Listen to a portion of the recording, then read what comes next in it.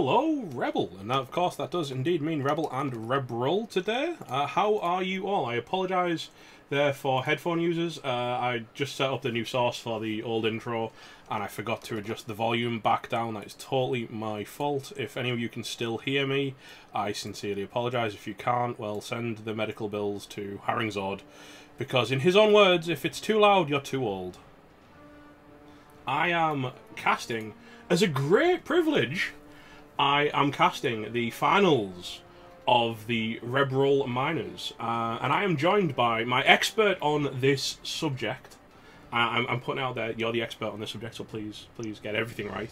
It is the wonderful Ellie B. Nobody has ever discovered me being wrong about anything and lived, so I can say that. Well, that's something. We are going to start with the lizards. It's the secret lizard Overlordsss, coached by Pris Binch. Well, we have to start with lizards. I think so. They're quite a nice team as well, to be fair. It's looking good. No, both teams are, yeah. This is they've both done a really good job developing. No, when you get to the other team, you'll see why. It's what this team's played exactly. Let's have a quick look here for games played. They've played 17, 21, 25 games. So that's quite good development. You know, there's what, all the Saurus but one have block. One of them's got blodge, which I don't like, but whatever. Strength 5 Saurus. You know, the Croxigore doesn't have block, but it does have both stand firm and guard, which are exceptionally good for Croxigores. And the Skinks, like, there's almost no development on them, and the two that have development both have great skills. This is a really nice team. Yeah, he actually just recently cycled a bunch of Skinks that were underperforming in their skill rolls, and so the only ones he kept were the ones with the stats. No, I like it, and I love the naming scheme as well. Nick Bohr Tesla and Thomas Edison might be my favourites there. I like yes, and I really like Abraham Skinkin. That's not bad too. Yeah, this is a nice nice looking team. I'm really impressed by the development here. Like I said, the only question I would have is dodge first scares me, because you just, you know, you're putting that player down on a level of, you're going to take about the rest of your eternity to level 2. Oh yeah, no, we definitely made a lot of fun for him. I'm pretty sure that he took that level back in college.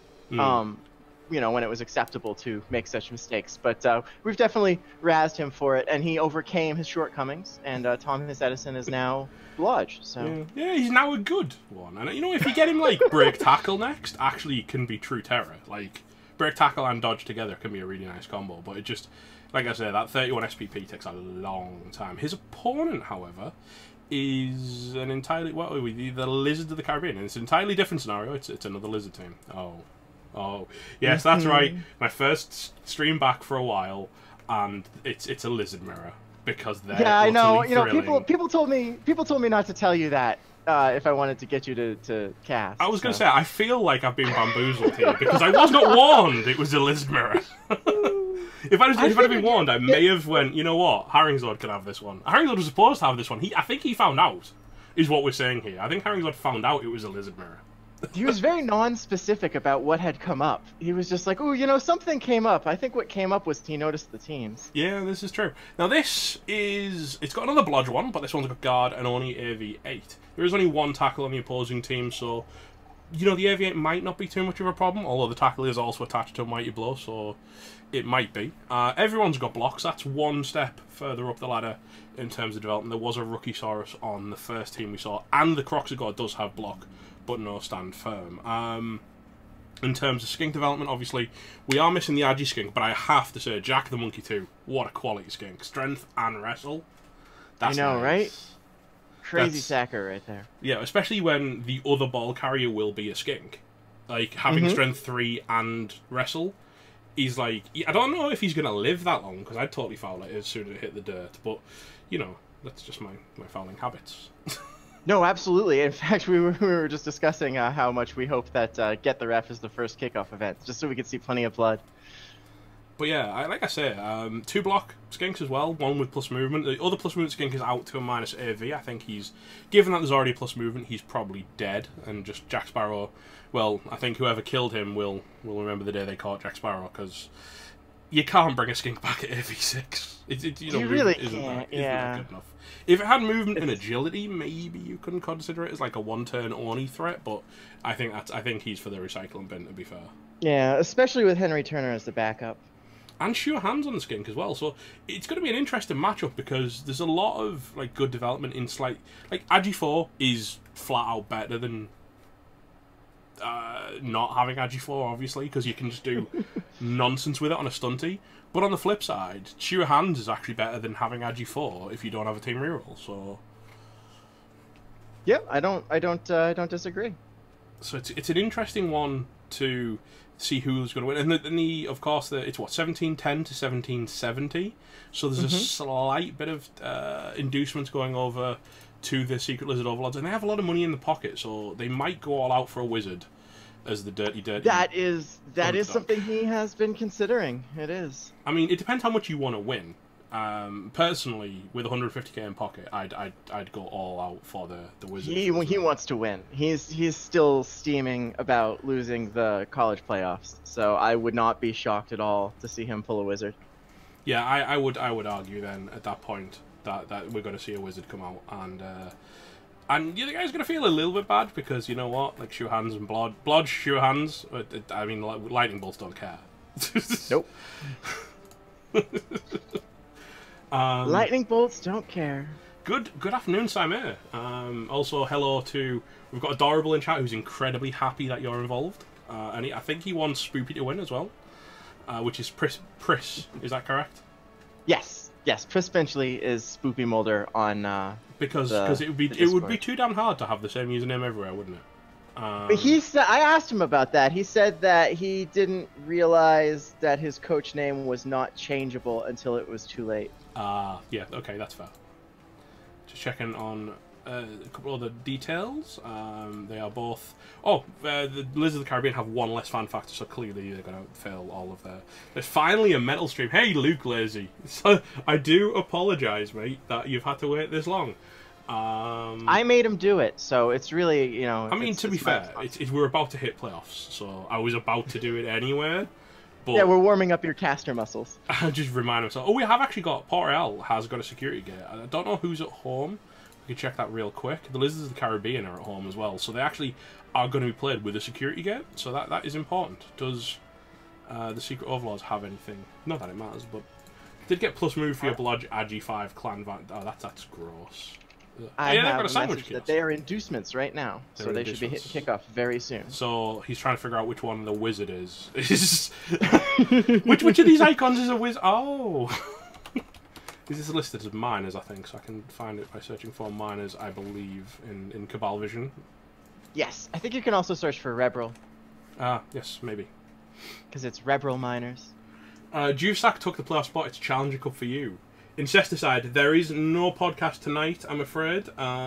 With it being playoffs starting this week, and me casting this game as well, because we wanted to get some, as Elle said, you know, she guys asked me on Haringzord because she wanted to get some high... I'm assuming you want to make it high profile, right? Because yes, I want to get as many eyes on this as possible. These guys deserve it. They worked really hard for 2 seasons to get here, so...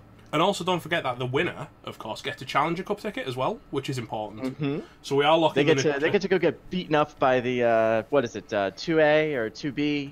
I didn't see that. I didn't see that part of the draw because I was asleep at the time. I slept in. Yeah, this it's morning. one of the REL 2 divs. Their Challenger Cup is going to face us, and we don't know who that is yet. There's definitely someone out there who's going to be looking at this game thinking this is an important match as well. But yeah, with the playoffs starting, and I mean, don't forget there is, in week 1 of playoffs, 58 games being cast.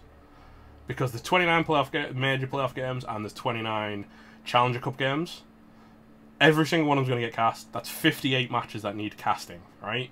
So, so with that, and me casting this, I felt like I might have been taking the mick a little bit by asking the missus if I could do a podcast as well. That might have been a bit far. So we are on a note. There we go. They are live. We're getting into game right now. So I do apologise, but there won't be a podcast tonight. Podcasts will be a bit spotty throughout the playoffs. Usually we take about a 2 to 3 week break from podcasts because most of like mine, Superfed's, Haringzord's time, very much is taken up by actually casting playoff matches.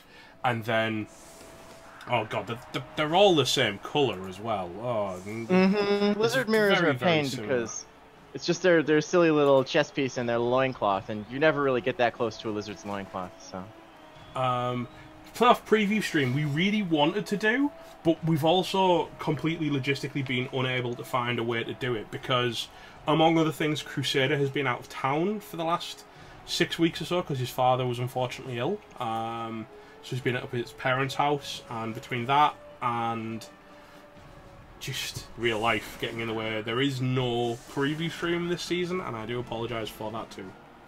So, Pris Pinchley does have a wizard, as we expected, and he also took the fame with his one more fan factor. I was going to rewind back actually and check that out. See who won the toss and things. But yeah, there is a +1 fame in play, and of course the wizard, which is now vanished thanks to Cyanide's wonderful replay bug. That's why you don't rewind. But then you can see the coin toss, and the coin toss is super important because you can find out that the Secret Lizard Overlords chose to kick, not receive. So they won the toss and chose to kick. That's interesting because obviously most of the time in a matchup like this, you'd usually choose to receive and kind of play the, I wonder if I can hurt some skinks before their offensive drive, or maybe, you know, get a lucky Saurus removal or two, because that can seriously affect obviously the rest of the game, because it is overtime as well. You know, those random casualties against AV9 make a we're going to see a lot of just Saurus pushing each other over, and if one of them happens to stick, it just makes an instant difference to this matchup.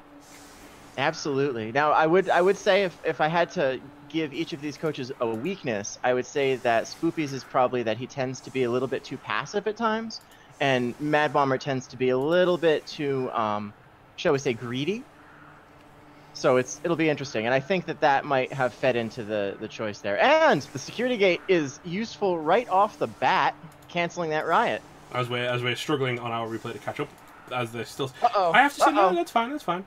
I have to say though, it's an interesting setup because this Croxagore seems a bit out of position. Like, he does. Putting him off to one side is a very interesting choice. And yeah, it was, of course, as you he said. Does have the fake Croxagore on the other side, the Strength 5 Saurus. So yeah, he did spread his Strength 5 out. Maybe that's what he's doing, is he's using the Strength 5 to anchor the wings, trying to force the fight up the middle, but I mean, lizards don't actually struggle that much to hit Strength 5 because the Strength 4 Saurus anyway, it's only 2 assists. Instantly, the only Saurus without block on the entire pitch, and it's he goes down. It's a both down. Yep. Yeah, it makes perfect sense, right? We were talking about that. It's a good skill. Saurus pushing each other around. The blue ones are pushing the blue ones. Yeah, it's interesting. And Wolf Project Rebel Miner final 2 Lisbon teams. I mean, to be fair, it's not actually usually lizards coming up through Rebel Miners. It's been orcs in the past. Halls came up with orcs one time. So they tend to favour the AV9 teams, but not always. I mean, Ornan came up with Norse. Oh, 3/4 lizards. Well, that's a thing. And we can see, this is the other, obviously, the thing about having one Saurus with dodge on your entire team means that your one opponent player with tackle tends to just follow him around. It's true, and also it'll keep him up there on the skinks too. And he is infiltrating the backfield. He has blood in his eyes now. He's probably just going to get punched, I assume. And I think that's likely. And maybe fouled. There's a spare skink on both sides. No, I'd totally foul that.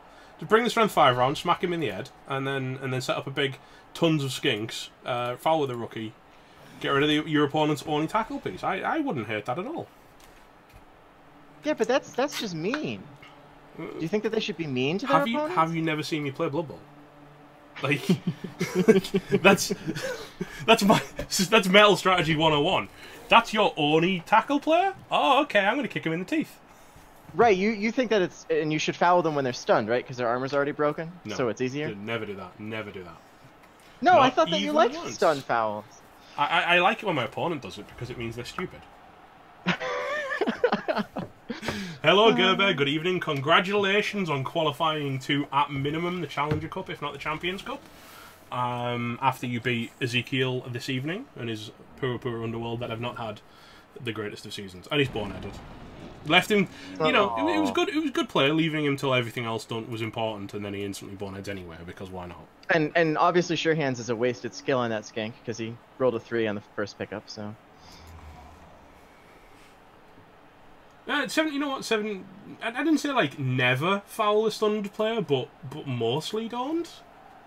Because what you can do instead is foul somebody else, and then set up to foul the stun guy next turn. You know, you've got to get value out of your fouls. That's why I carry 2 dirty players, because even then if your dirty player gets sent off on the first foul, I've still got a dirty player for when I foul the stun guy.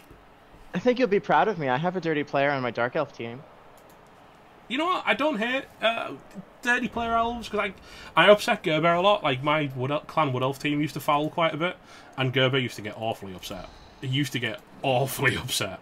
Well, you never expect it, right? I mean, it's a shock when you see an elf team and you're like, wait, is that dirty? Oh, no. You're not supposed to foul with a 70k lineman. What's wrong with you? The interesting thing, of course, with the Crocs going bonehead here is that Nick Boa Tesla can actually fight back if they throw some guard in, because you know, boneheadeds don't get to exert their guard in there. That's so there's right. a couple more hits coming in than maybe Mad Bomber would have liked. I think that you are right. To be honest, if your elves can't manage a bench, much guard. sometimes it's still worth fouling. If your opponent has like there was one match, it was like an Agi 5, Strength 5 War Dancer, and I was like, yeah, I'm fouling that. I don't care that I'm Wood Elves, and I don't care that I don't have a bench. That's a Strength 5 Agi 5 War Dancer. Like, oh yeah, foul them with any piece that can. All right, and we're moving. I'd have fouled that with my tree. Saurus heads in. See, he's not just actually potentially going for the block tackle guy with a Saurus. He might actually be trying to handle it with a skink. And there is a world where he can get multiple pushes to try and find that knockdown, if he sets up right. Absolutely, yeah. I would love him blocking with the skink instead. I mean, he's got enough skinks back there, and it's not like they're gonna be attacking right now. I mean, this is the thing with Lizard Mirrors. Oh, here comes the blitz. We're gonna mighty blow the tackle. We want to take him off the field as soon as possible. I like that even more, actually, I think. Yeah, no, that's really good. Do we see first blood? No, nothing. Lizard armor too strong. AV9 is quite good even against Mighty Blow. But, you know what? There's a place for every single skink around that guy. Mm-hmm. And we're early enough in the half that I don't mind giving up some field position for that foul. Because if you can take your opponent's tackle off the pitch, actually a really big deal. Yeah, I don't know if Spoopy will go for it, but I definitely would. Lizards OP until they first claw and then get upset. Yes. Yes, Lizards... You know what, though, right? Saying that, there are a couple of very, very good Lizard coaches in Rebel that are surviving despite all of the claw. Hood did it for a good while. Hoily Boy has never, you know, had too much of a problem. So clearly Block made that Croc score overconfident, and that's why he boneheaded, because the non-block Croc moves just fine. Maybe he was just worried about what the other Croc was doing off on the wing, and he was like, well, but why are you over there? I'm over here. And maybe he just wanted, like, you know, maybe one is a female Croc, one's a male Croc. You never know. How can you tell? I mean, they're lizards, right? So never mind. Let's not go into cloacas. I was gonna say the word is cloaca, and I hate that I know that. I think it was a Crusader stream that taught me that fact. Don't ask. It's best not to. No, I understand. I mean, there was the Cockroach Milk Crusader stream too. He goes all kinds of weird places. There's something wrong with that boy's brain, and I will agree with that. It's the heat down in Australia. It like partially baked it. All right, so we're not going for the all skink in foul, unfortunately. I'm really depressed by that. Yeah, I really needed an all skink foul. Yeah. Yeah, but are they impervious to boots, Pimp? And that is the big question. Pimp claiming that the Lizards versus Claw Mighty Blow in the quarters was the most boring game to watch ever. I obviously didn't see anything up to this point. I didn't even know we were at that point in the Rookie League. I should have, because obviously playoffs is next week, and I know you guys work with us on that, but I've been kind of busy. How dare you? Defense. How dare you have responsibilities and life things and be too busy to pay attention to us? I know, right? I occasionally get that. I do occasionally get people saying, but wait, it's your job. It's like, well, no, it's not, because last time I checked, there ain't no money coming in. Maybe if we paid you, then we could actually be upset that you neglected us. Yeah. But we don't pay you, so, you know. There's a lot of based Saurus. There are. This is, you know, this is looking a lot like when I play Lizard vs. Lizard in Total Warhammer 2. Just like a bunch of Saurus punching each other in the face, and the Skink's like, all right, let's try to find somewhere in the back we can go. Yeah, but at least, like, Skinks are probably more useful in Total War Warhammer, because I think they have, like, spears and things. And Javelins, didn't foul at all. Which no, yeah, there's no foul. Put that up high on the list of things Metal doesn't like. Not fouling? Yeah. Not fouling when your opponent gives you such a juicy target and goes, you can have that guy. I feel like not fouling is questionable. I agree. But I think that fouling is something that people get the hang of with experience. It can be quite like it's. I haven't seen a lot of good tactical fouls. It's been increasing over time, but it's definitely something that has been. I think people have to get comfortable with it, and it takes them. I find this a lot actually when I watch rookie play. They're not there yet in terms of comfort with like things like fouling and stuff. Sounds like Metal and Dory. I don't know who Dory is, but sure. Adorable. Oh, he was. Okay, now that makes more sense. The day plays foul twice. Dory's lineman league. Got both MVPs. Lineman league team is designed to foul every turn. His goal is to get 16 send-offs in a game. Well, you know, it's good to have goals. We've had coaches who've done that. To be fair, I think Gengar once self-removed his entire team. You know what? You know who'll know if Gerber's still in chat? Gerber will know. Gerber makes a habit of remembering every time Gengar was stupid. You're right, Lava Jackal, and the ones who fouled too much didn't make it into the playoffs. It's absolutely one of those things that there's a balance to it.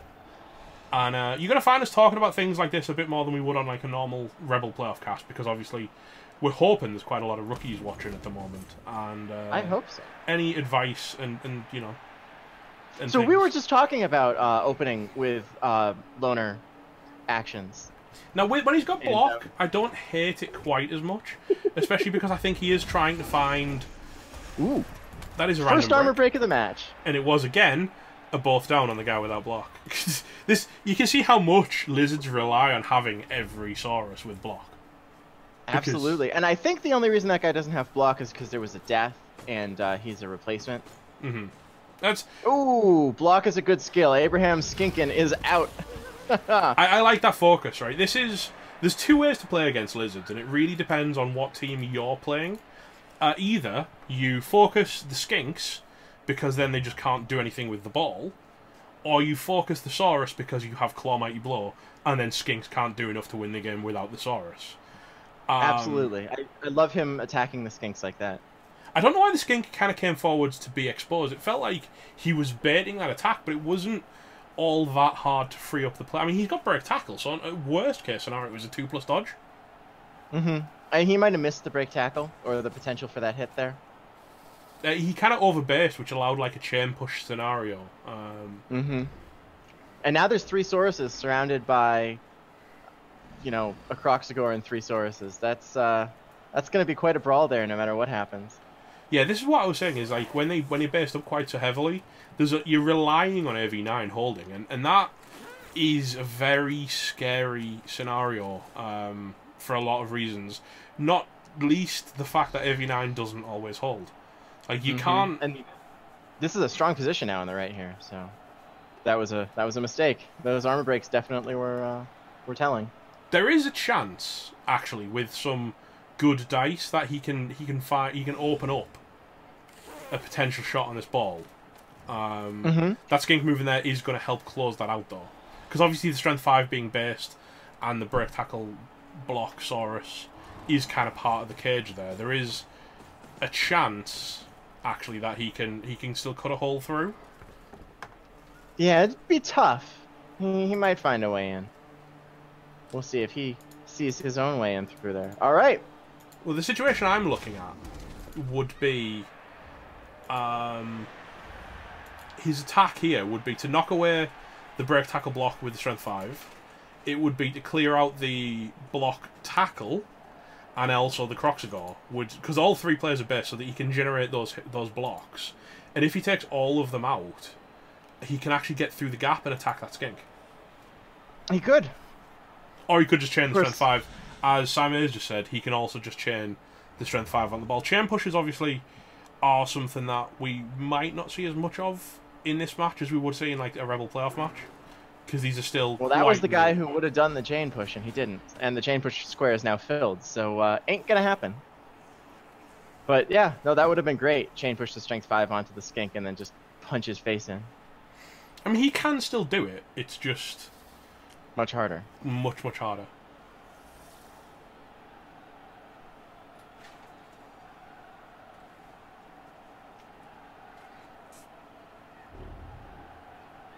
Because what you'd have to do now, of course, is to use the Mighty Blow to hit the tackle, not knock it over,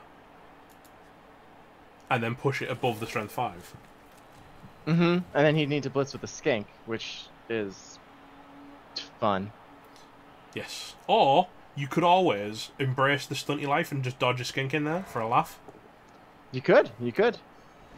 And that's kind of the thing I've seen like Eyes and Mike do a lot with his lizards is he's throwing skinks in through a lot of tackle zones to set up like chain pushes and things. Yeah, I mean the rookies or any loners that you might have might as well, right? They're cannon fodder. That's what they're for. Prove yourself if you want to stay on the team. Get in there and sack that guy. Although he is block, so you know a 1-die on him after a bunch of 3+ dodges with dodge is. I think we're not going to see it because obviously the position that the knockdowns went in has limited the attack as well, and yeah, I think he's just trying to cut him off and attack again next turn. That's another armor break, 1 each. This much more important this one though, of course, because it's the one tackle player. We did say that guy was going to be a target as well. Yes. I mean, he would be my #1 target if I was playing against this team. I mean, he could also set up a foul for next turn because he's stunned. This is me pointing it. You can't see it, but I'm pointing a chat to say next turn. He hasn't used his blitz yet, and he's kind of almost out of pieces to blitz with. I'm wondering where the attack is coming from. I think he might use the Crocs to blitz. Push or better would allow him to free up the Crocs and throw him into this kind of scrum in front of the other Crocs. Yeah, no, that would probably be best for him. Blitz the yep. I like that. And there it is. And he gets his POW. And of course there's a Mighty Blow hit on AV9, so we're probably going to see nothing, but we might not. Oh, we see nothing. And so he uses blitz. Where's he going to go to now? There he goes. Oh. Alright. Getting way in front. Yeah, he's trying to throw... I think he might be overcommitting, though, because Mad Bomber's got a really can change sides. Great... Yeah, he could easily side switch, and he's got enough freed up players that he can do it without rolling too many dice. So I think this might be a bit of an overcommit from Chris.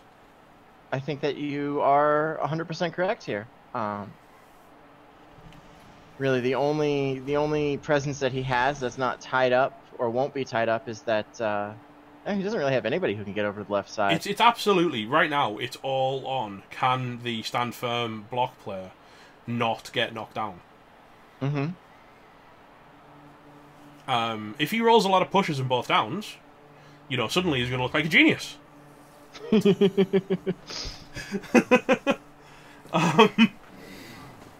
Well, I have one thing to say, which is that this is not passive, so good for you, Spoopy. Yeah, he's gone quite aggro. I just maybe too aggro.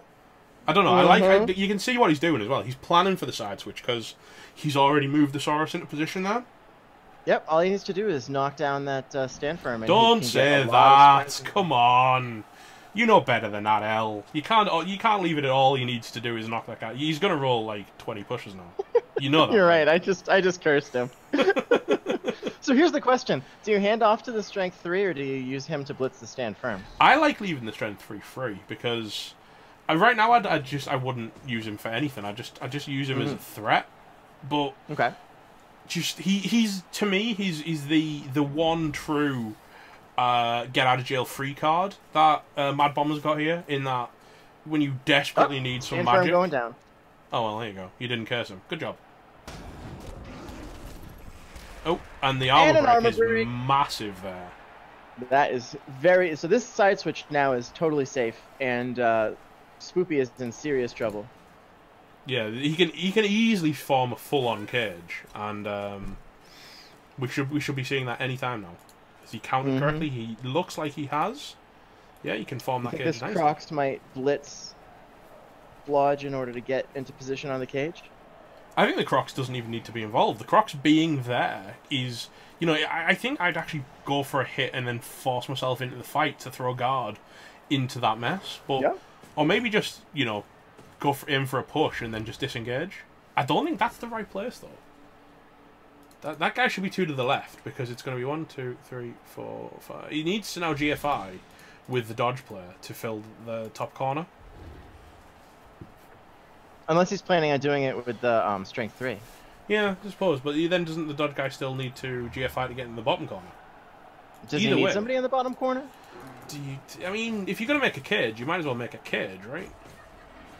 Nah, I mean, I play elves, so I'm used to not making full cages. You know, I screen a lot and I do partial cages. There's an Agi4. There's an Agi4 in range. I don't know if I like that.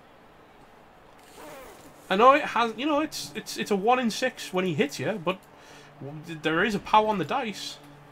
Yeah, and that Agi does have diving tackle too. So if they can't break his dodge back, he can keep. Oh, all right, skink on skink action, totally unexpected. And does he take the wrestle? Ooh, I think. Well, yeah, I think he's trying to conserve rerolls, and you know he was fishing for a power there, so wrestle is the next best thing because that does not really help him.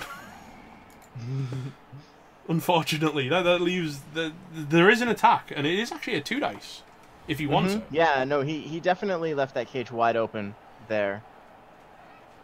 I'm not saying I told you so, El, but I kind of told you so.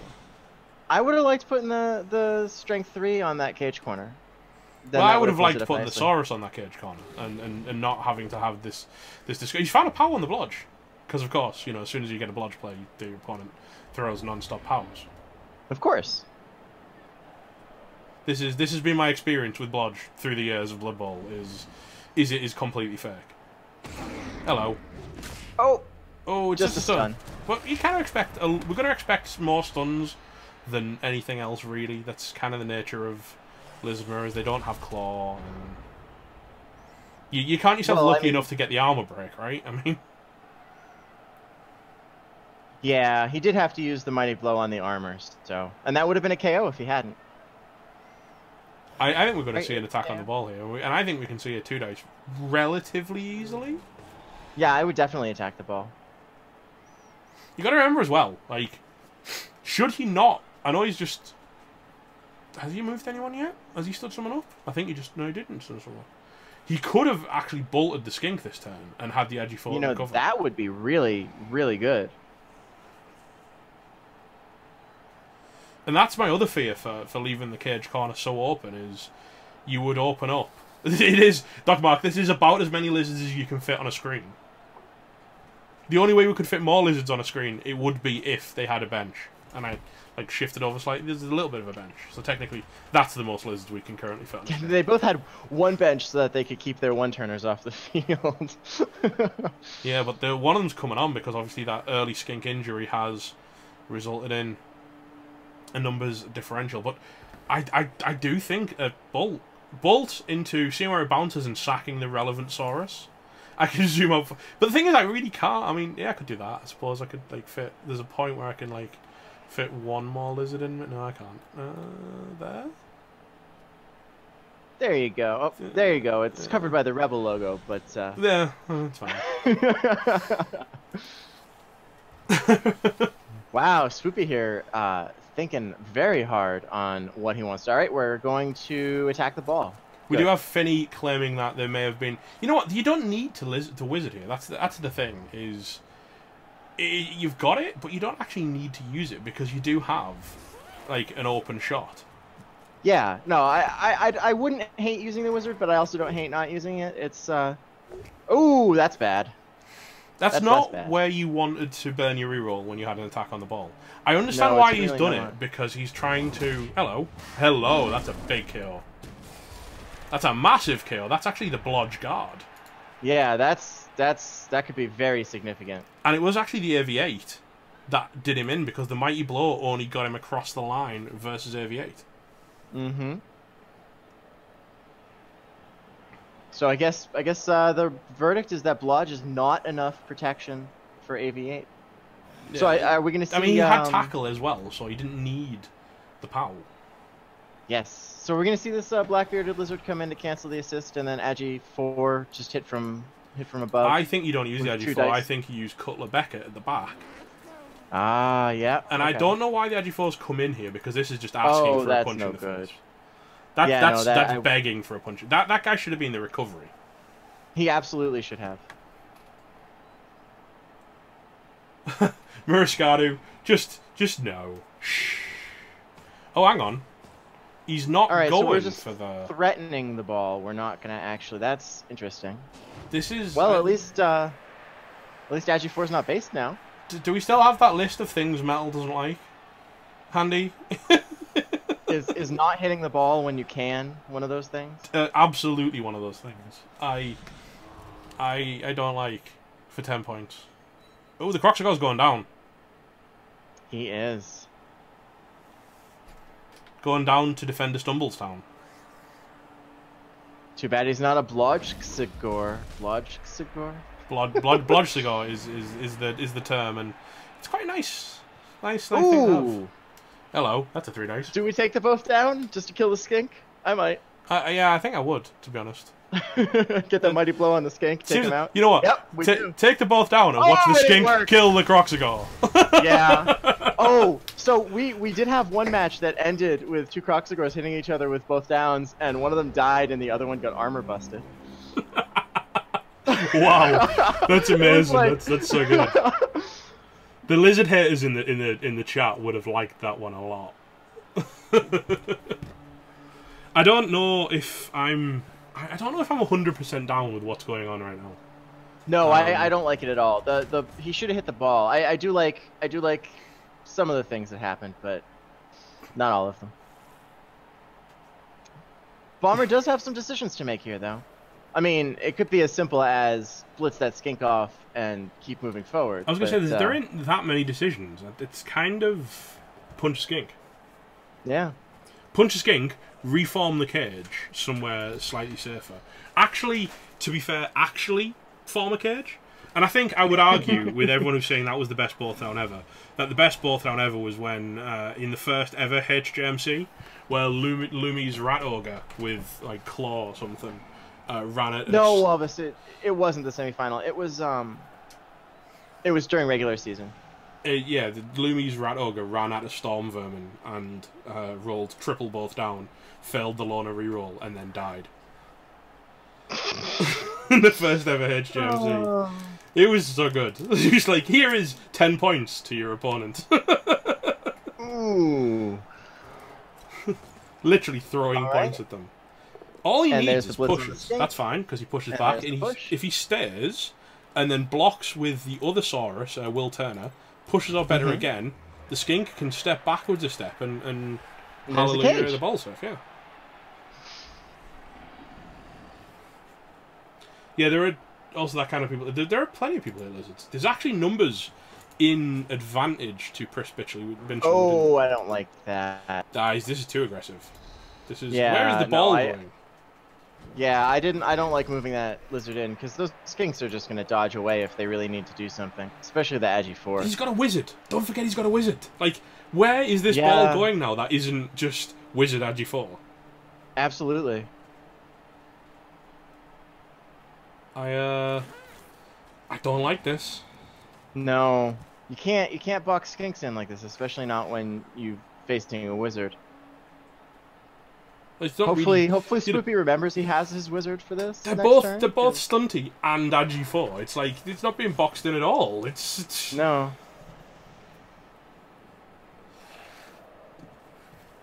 Yeah, there's pretty much nowhere that ball can go that Agi 4 is not going to just scoop it up like it was his to begin with.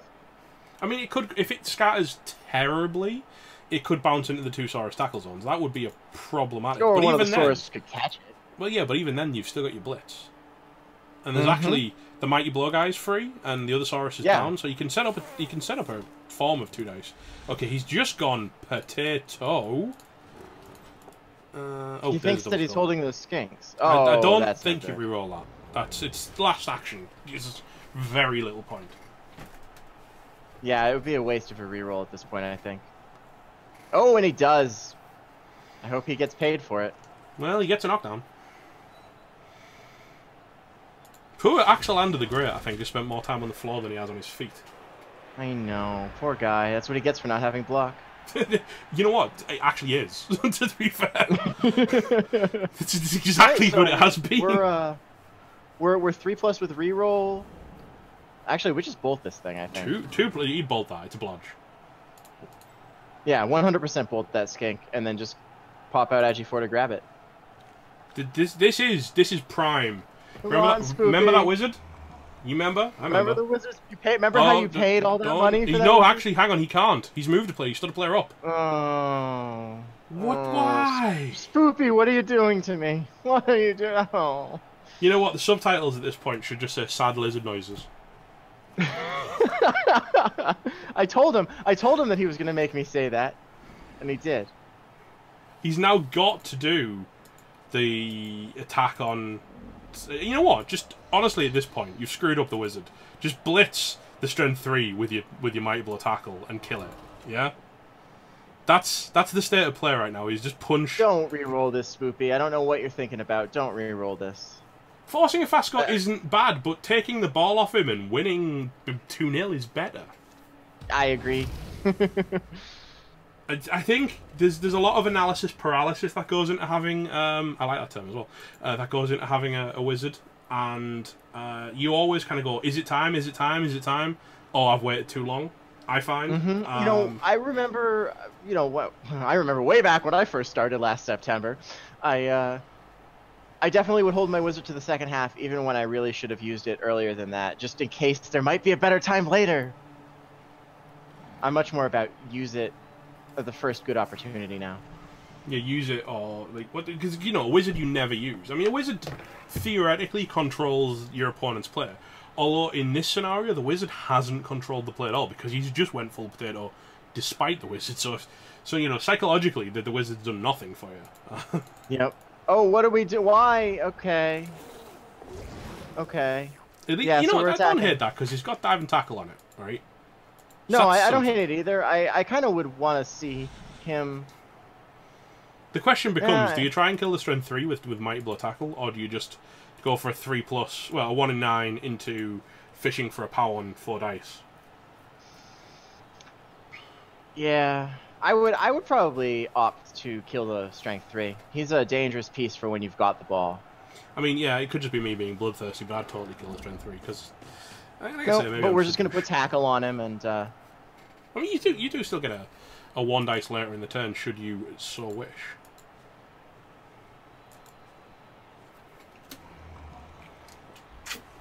I agree. I mean, also having a touchdown scored on your opponent's drive is actually psychologically quite good. Like, that plays into their play for the rest of the match. He doesn't find the power. Is he going to reroll? He is going to reroll. Oh, He yeah. finds the power. There's That's the power. massive. Saves the wizard.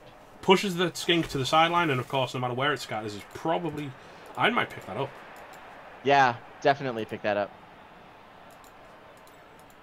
And then you know bring in. The shoe hands is still, of course, on the diving tackle, so Oh, that's okay. Yeah, that's That's still going a to good be hard spot. to get back. I kind of think the play now is to try and find a way to push the ball out of touch. Yeah, you know, Power's a lot like a wizard in terms of... I mean, you didn't hit with Mighty Blow, but you did knock it over, so you got the ball. He's not in a bad spot. He's one up on the field. The ball's on the ground. He's still got his wizard in his pocket. Diving tackle on the block. Kind of forces some serious dice now. Yeah, no, I think we're going to see some kind of a risky play here. That being said, it's quite easy for him to free up one of these Saurus to blitz that remaining skink, but he's still got to try and deal with the diving And he's tackle. going for it.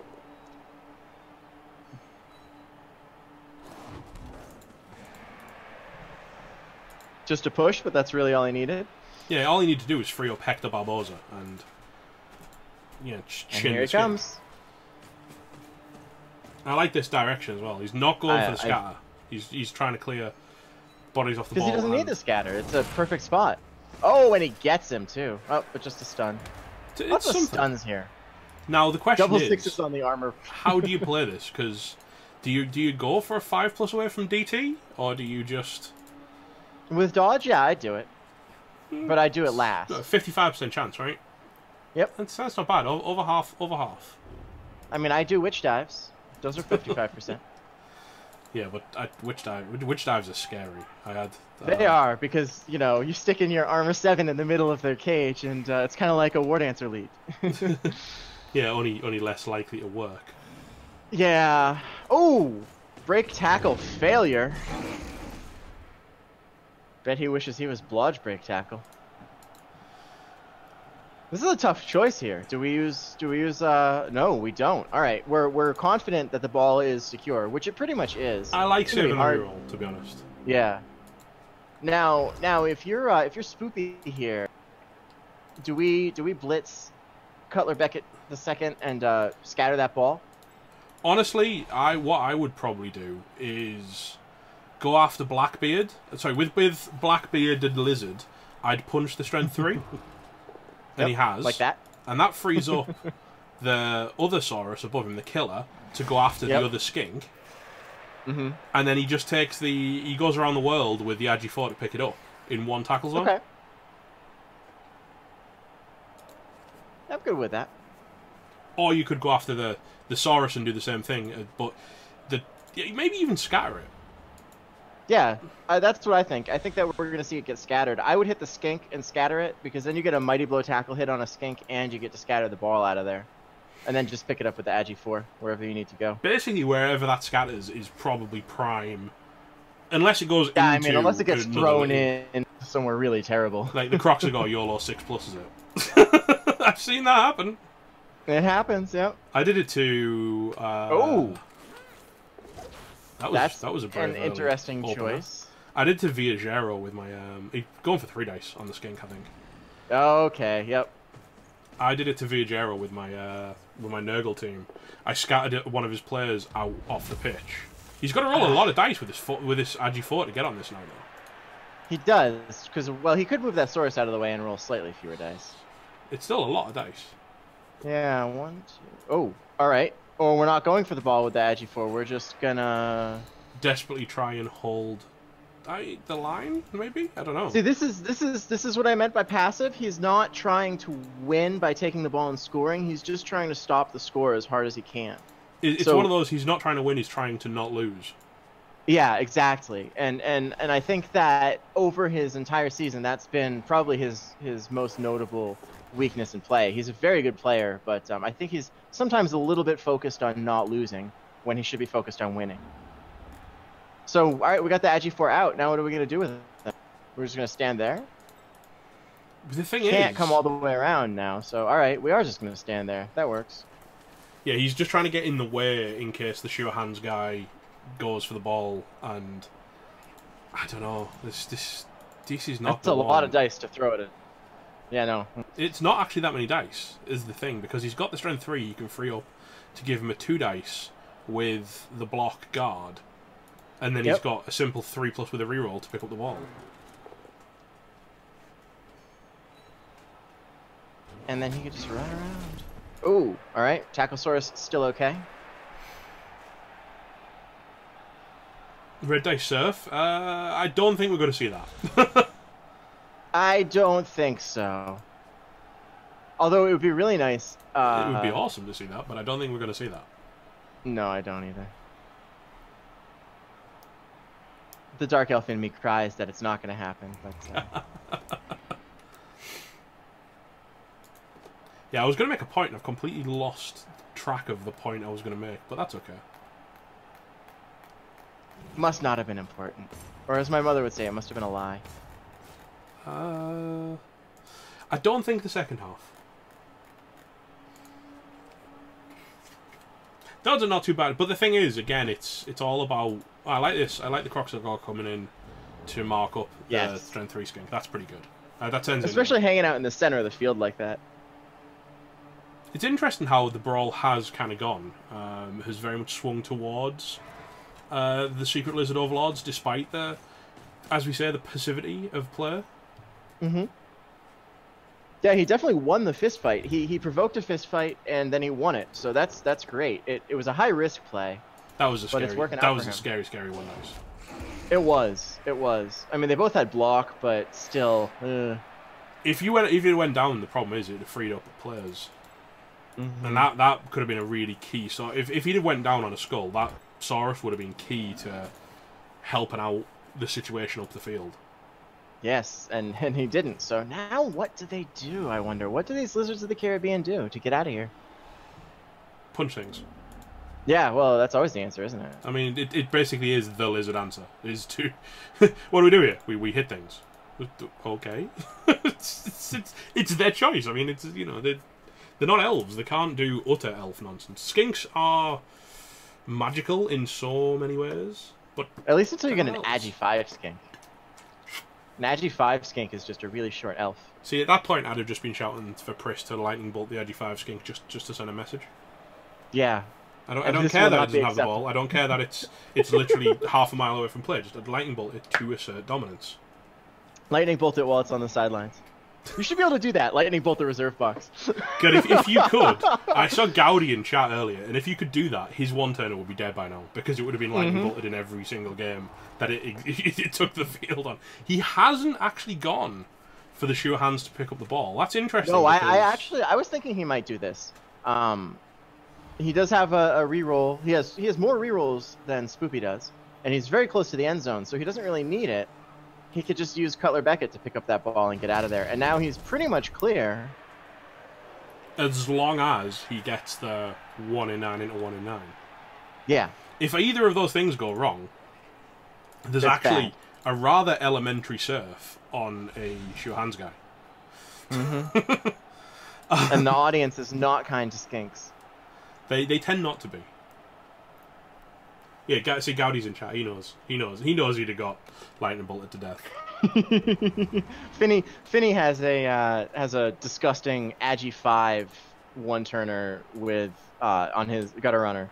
Movement 10 Agi 5 sprint sure feet. Oh, what is this? Break tackle is a fake break skill. Tackle Saurus is so bad. He's so bad. Oh my He's god. So bad. Oh, he's utterly terrible.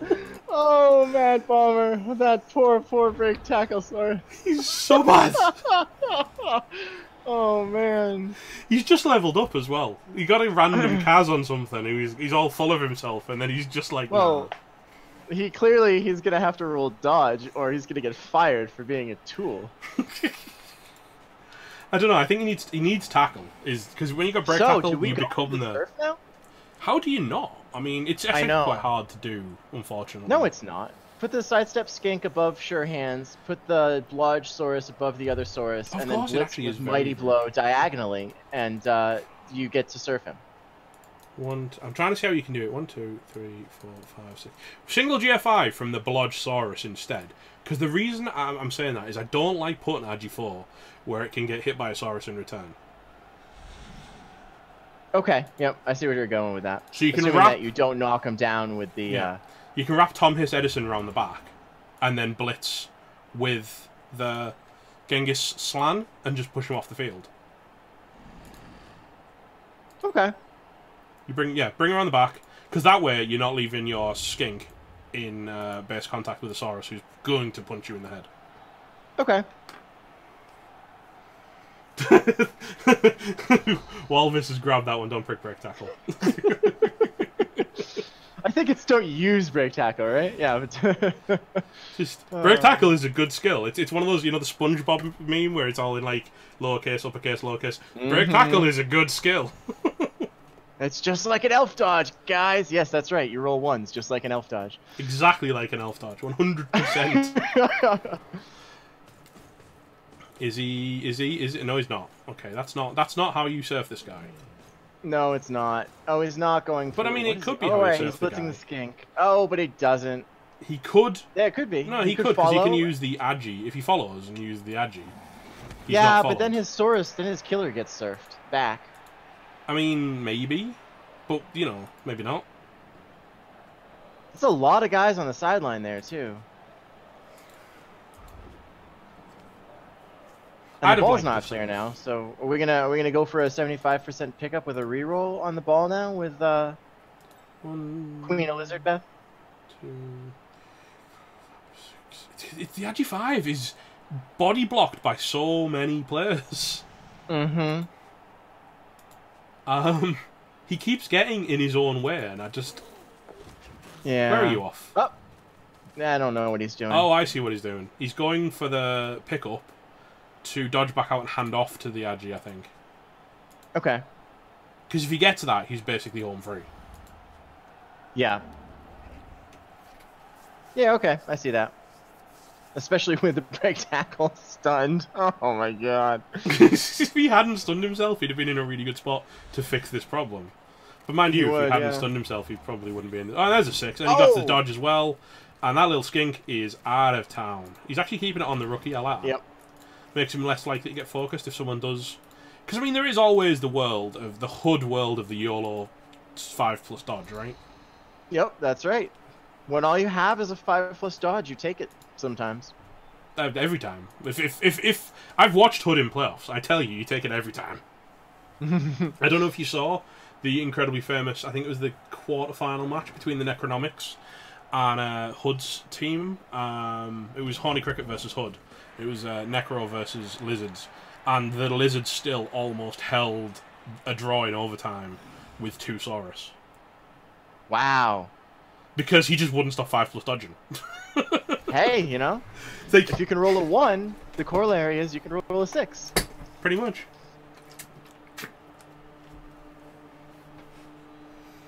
Yeah, but that is I've learned, you know, to fear the 5+ after watching HUD. You can't rely on it not working, and he isn't really kind of we're setting assisting to hit that Saurus.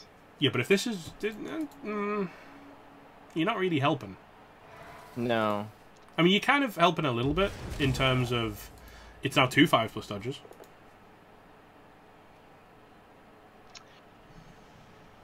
Dodge is not a fake skill. I like this. Push him at your other player so you can hit him again. Yep. I like that a lot, actually. That's quite good. Yes. You would never punch him in the crocodile. But of course, you don't have any skills on this guy, so... Yeah. Not that it matters. He's got to get that SPP somewhere, right? So he can get blocked like every other Saurus in this game. You know what? It's been a more interesting game than I thought it would have been. I'll give you that. Well, good. All right. Don't take this block. Yeah, good. If he'd have took that block and rolled the skull, it would have been really bad news bears. That would have been the end of the world. That skink would be totally exposed then. No, this is actually a really hard puzzle to hand to Mad Bomber. How do you get this skink? I guess it's I guess the answer is make a 5+ dodge. 2 5+ dodges. No, you can do 1 if you with Will Turner. You can punch the rookie skink next to you, and that can deal with that can tie it, get him out of the way, push or better. Yep, and then 1 5+ dodge. It has to be more. Well, yeah, that's because I didn't think it was going to be all that interesting at all, Wolf. But it's just because it's a lizard mirror. It's nothing against the caliber of the coaches or anything else. It's simply lizard mirrors are not all that interesting, I'm afraid. And it's hard to freaking tell everybody apart too.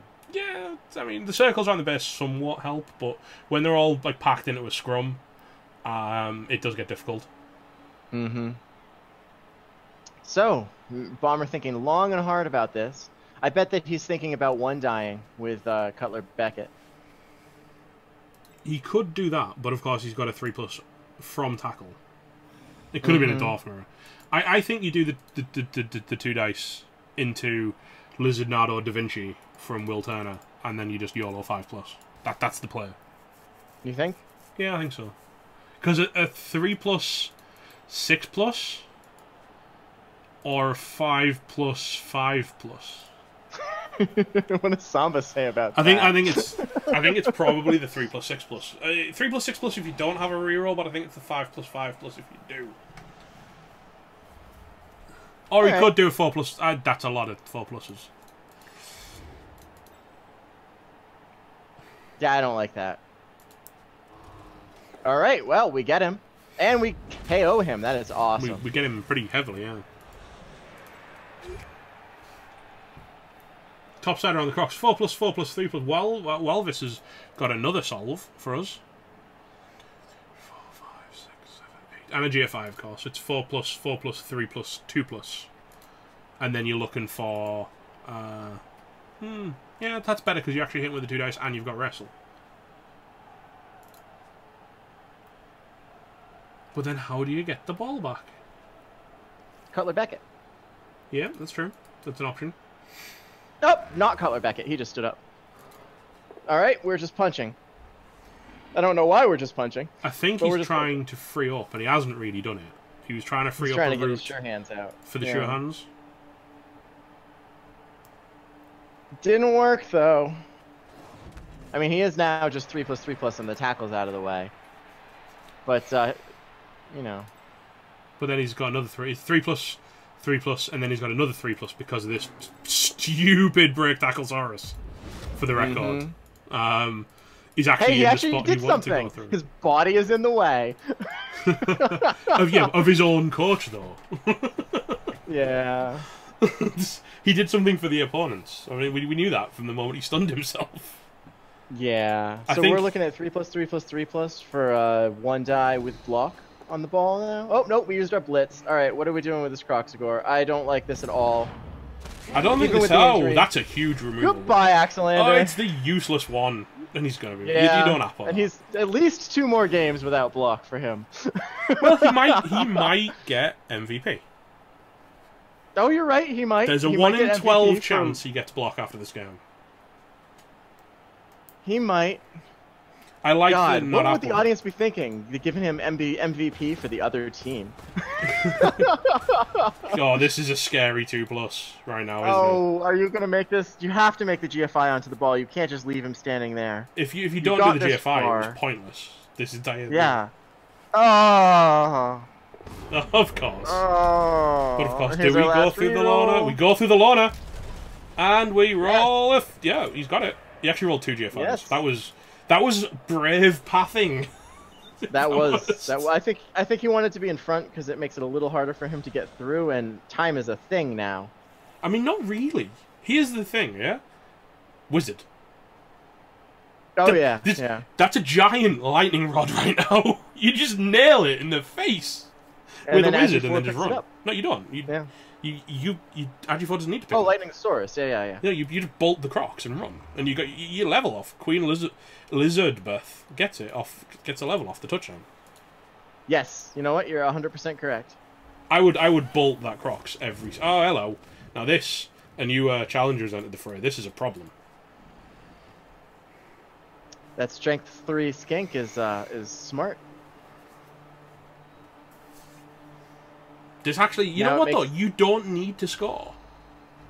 Priss doesn't need to score. He just needs to not let Madball score. And yep. Oh, diving tackle is a thing. But actually, I kind of like that because that actually brings the diving tackle out of play because he's now too slow because you just lost 3 squares of movement to have any real effect. I don't like that. I don't know. I kind of like the diving tackle, but because you couldn't really let the skink do what it wanted to do. But at the same time, now that you're down, you're basically useless. Mm-hmm. Because you don't have jump up yet. Yep. Yeah, I hear you on that. And I think... So, does he bolt this Crocs and go for the score? I would say even though that no, strength 3 is there. Because of the yeah, I strength think 3. that... Yeah. Although he could... No, that won't help. Yeah, no. The strength 3 getting free from the Crocs made a massive difference to this game. It did. He might do some Crocs on Crocs action if he can get this Joshua Gibbs out of the way. He could go for the Crocs blitz, but even then, like, you don't want to let the strength 3 actually actively sack the ball. Yep, that's where he's going. He's gonna punch him out of the way, and he's gonna go with the Crocs. Yep, I like that. Mighty blow tackle hit on a skink is always worth taking. Too bad it doesn't kill him. Looking for small removals, yeah. There has not been enough death in this game yet. Although both of the injuries are on the same side, that's gotta burn. Yeah, 2 casualties and a KO versus 2 KOs. Actually has swung back in the favour of Mad Bomber. But not scoring is very much in Priss's favour now. Because now we're just looking at a 1-0 grind. And I would trace this all back to Mad Bomber's simple mistake where he got overconfident and didn't form a full cage. Yep. And I know that top left corner. I still don't think he needed the bottom left corner, but he did need that top left corner. No, I agree. I mean, he didn't need to be a full cage, but it wasn't even... If you were going to do a half cage, you at least needed one of the Saurus one step further up and have it like an offset. Yep. No, I totally agree with that. He could do an end turn bolt on the strength 3, but that's a if you roll a 1, you feel awful kind of moment. Well, yeah. I mean, it would be really hard for Bomber to come back and score, even if he does manage a sack on the potato with the strength 3 with a 1 on the wizard.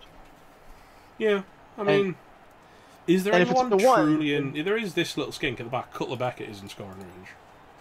That's about it. Holes, thank you. Jesus, 22 years. 22 years. Wow, that's a long time. It's a 22 month streak. That is that is a great sub streak. Thank you. So all we need now is Chubstep in the house to match. Because I don't know if you know this, but Holes and Chubstep are having a competition to see who's subbed the longest, and they both, neither of them will let the streak break. What is that Croxagore doing? He's not blitzing the Crocs. He just took himself out of play. Or did he? Is he going to try and bring Queen Elizabeth just to the right? Do a 4+? Yeah, I think he's trying to form his own cage. Okay, I see this. I see this. But now, that being a push, I think, as horrible as it sounds, he needed to just allow that Saurus to... Well, we get the eye cage with 2 guard. Mm. Yeah, because there's no guard that can... There's the Crocs can... Or we could just make him make 1/3+ dodge. I don't know what's happening anymore.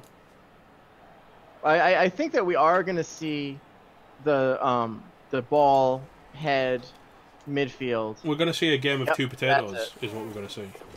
Yeah, we are. This potato I respect more, though, because it's a stolen potato. You sound like a true Irishman.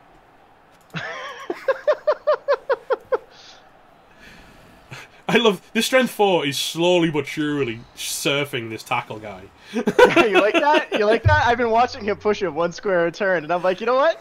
He might actually make that surf by the end of this half. It's pure abuse of strength, isn't it? Just that plus strength just means the tackle guy is just at his mercy at this point. It's like, yeah. Oh my God! What was that? What did that? Okay. What are you doing here? I don't. Yeah, the Irish didn't steal the potatoes, they saw it around. Yeah, but while they were running out, they probably stole them from each other. Yep, and there we go. 1 more push. Next turn. We're going to surf Mr. Tackle. Mad Bomber, if you can't score, you're getting served. This is literally has been a player, like, being built through the duration of the half. Every turn, he just got 1 step closer. I know what the GFI was for. It was to stop this cheeky Saurus at the back, Joshua Gibbs from reaching him. Yep, okay, that makes sense. I mean... It might say he can reach him when you click on him, but that's only if he performs a dodge. Yeah, 5+ dodge. 6+ dodge. 6+, because he's got to go through the crocs. His prehensile tail. Yeah, which, it's not going to up to this point, has been so fake, right? Yeah. Yeah, you've got to take the 3+ wrestle, but then the question, I mean... It's a horrible scenario. Yeah, I was about to say, what recovery do you have? And the point is you don't have a recovery, but at least your opponent can't score. But they maybe can, if they can do a 5+ onto a Saurus. But you've got to take it. Like, you've got to take it. Oh, Walvis, thank you for the follow, dude. Very much appreciated. And, yeah, Holes, I talked about it a lot, but thank you so very, very much for the resub, mate. It means an awful lot, you and Chubstep being the longest supporters I've ever had on the stream. Yeah, there we go. That's the 3+ dodge. There it goes. And this is not good enough. No good. No good. And we don't have a reroll, so... You've kind of got to follow this, which just means you're getting smacked by something. No. Alright. I mean, even if you run away, you're getting smacked by something. So now, does he cram his Croxagore in there on him? You kind of got to throw the Crocs in there. Probably between... He does it anyway. Yeah, we're gonna throw the Crocs in. Yep. I don't know if I like that position, because the Crocs are I'd have put him on the Saurus. Yeah, so would I. Although we could now tag that Croxagore with other people, but we're not going to. There we go. Okay, so they're sort of tied up-ish. Yeah. But, I mean, Skinks being Skinks, it's still only a 4+, 3+. Or you lightning bolt the Croxagore and then 3+, 3+. But no, we've talked about the lightning bolt a lot, and so far we have. Like, it's not happening. I still think Spoopy forgot he bought that wizard, even though he spent all his gold on it. Those playoff nerfs, man, they get to you. Push from the Crocs isn't enough anymore. And you'd also be taking an unskilled Crocs hit. But the big news for so far is that Priss has held the drive. Yes. Mad Bomber is not putting one on the scoreboard, which is a massive, massive result, to be honest. And the second half might be difficult with the 2 injuries, but it's not impossible. And depending on what happens with the KOs, you might be in a very similar position. There is only one KO wake-up roll, of course. And do not forget, we have the impending Surf. Yep. Then that could be huge, too. Oh, that was a cheeky 1-die. Didn't really pay off, but it basically just lets him punch a skink at this point. Finny called the Forgotten Wiz. Yeah, and as Hull says, he forgets about wizards all the time without playoff nerves. So, and Hull's, he's a very, very experienced coach at this point. So I think that if I'm Bomber, I try the ridiculous. No, I would have tried to dodge James Norrington out because a 6+ dodge is better than getting surfed by him. Yeah, I mean, the worst case scenario, you make an armor roll against the ground, which is better than an injury roll. Mm-hmm. Straight up. That security gate not protecting your players from getting surfed. Nope. I mean, this is the first action surf the dude, surely. Yeah, absolutely, 100%. So much of the wizard value is in my... But the problem is, Steak, in this matchup, Mad Bomber didn't play different because of the wizard. Yeah, he didn't. Mad Bomber just basically ignored that the wizard existed. Yeah. I think they both ignored that the wizard existed. Yeah. They're focused on punching the crap out of We're gonna each see. If you wizard, it's probably... Well, we've been saying this for turns, so... If I'm honest, I'm not gonna even comment, but, you know, you've got to do it. So if you use the wizard here, do you bolt the skink and then just make 1 4+? No, I think you bolt the Crocs and then do... Because that frees you up for a chance to blitz on... Oh, yep. We're just going to punch the Crocs. We're going to hope that it works. And then... Well, you still can't wizard. Nope. So you're still doing a 3+3+. Yeah. But he boneheads. That's bad. I mean, it's what it is. Surf the dude, for crying out loud. Surf the dude and punch the skink before you do anything, because it's free real estate. Yep, I'm with you on that. surf the guy, punch the skink, and then 4+3+ to score. I'll be There's so the skink disappointed. punch, no good. It's no bueno. So you should have took the surf first, because that would have surfed the guy.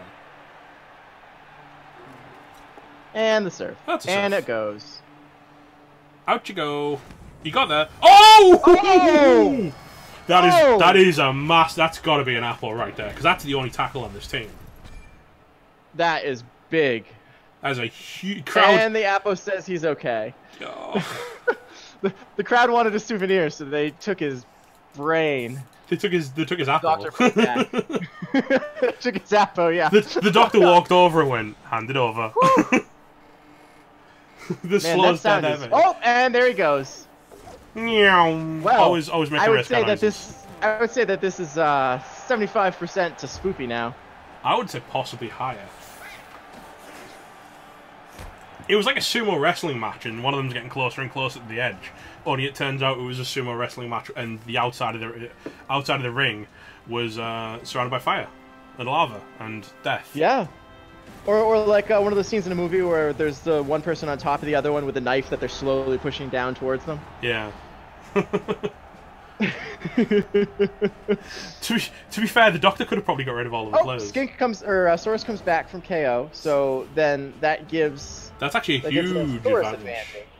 To, I mean, it's 1-0 up, though, and a wizard, and it's your drive, so even with the missing Saurus... Probably more like 90% Spoopy with the wizard. You would have to work hard to throw this one away. You would. Like, well, I mean, and he'd already worked hard to throw Saurus off the pitch, so I mean, he's no stranger to working hard.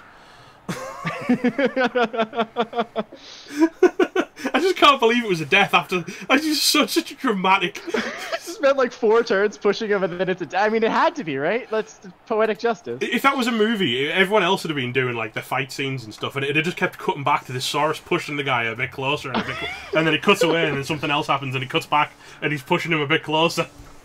Yep. I mean, they'd have to dice you hard when you're a 1-0 up and you've got a wizard advantage and you've got the ball. I mean, it's a huge position to be in. Yeah, even down the useless Saurus that doesn't have block. I mean, and it's the worst player on your team who got removed. The worst Saurus on your team.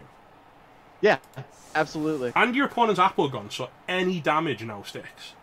That's important to know. If you get a random casualty on any Saurus on the line now, and we've talked about this, AV9 can It breaks fail. sometimes. Yeah. No, I tend to keep the pitch the same way because it makes it easier for people who are multitasking to actually know what the hell's going on.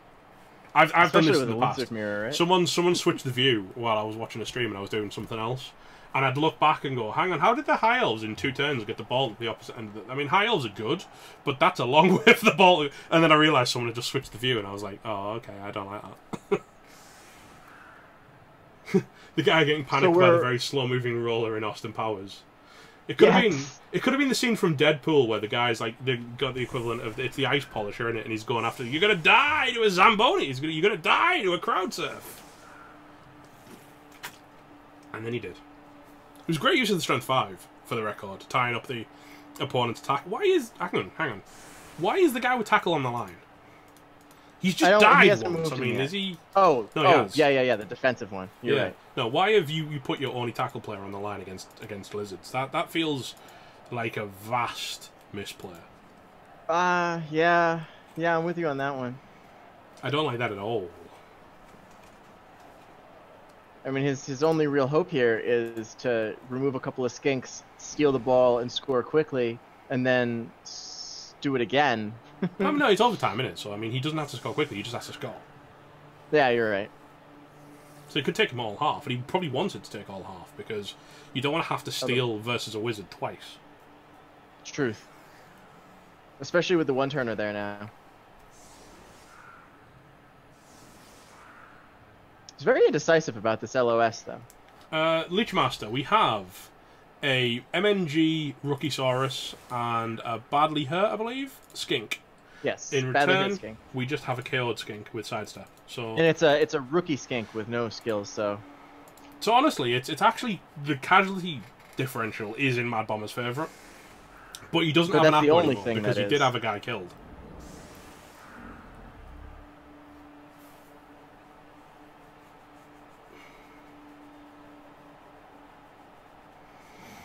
So, I mean, there is a wizard in, you know, it's kind of interesting that he's the one who's taken all the casualties, and then the only death actually got outboard successfully. Because obviously it was the 4+ to be permanently off the pitch. It's a scary outboard to have to do that one. It is. And you don't want him to come out dead. That was a great piece, and if he died there, then this game would basically be over without the tackle. I mean, it's a great piece that he's now thrown on the line. Quick snap. And wow, that is a really short kick. That could be in Mad Bomber's favour if a pickup fails, like it's on, right? Mm-hmm. But he's got a skink under the ball, so he gets 2 chances. He gets the pickup. He actually gets technically 3 chances here, because he gets the chance to catch. The world's best scatter could see him pushing it onto the Saurus, who then pushes it out of touch. I mean, that would literally be the world's best scatter, but it could happen. I mean, that's an 8 and then an 8. That's well, it's an 8 and then a 6 to 8, because it can go in any one of the 3 you're squares. Right. Yep. And then he still has the pickup chance, so this is actually a great spot. The quick snap definitely mitigated the danger of that kick. Without the quick snap, that would have been a super dangerous kick. Yeah, it's a 4+ into an 8 into a 6+ on a D8, and then it's still a 2+ pickup if all of that goes wrong. So yeah, he's pretty good.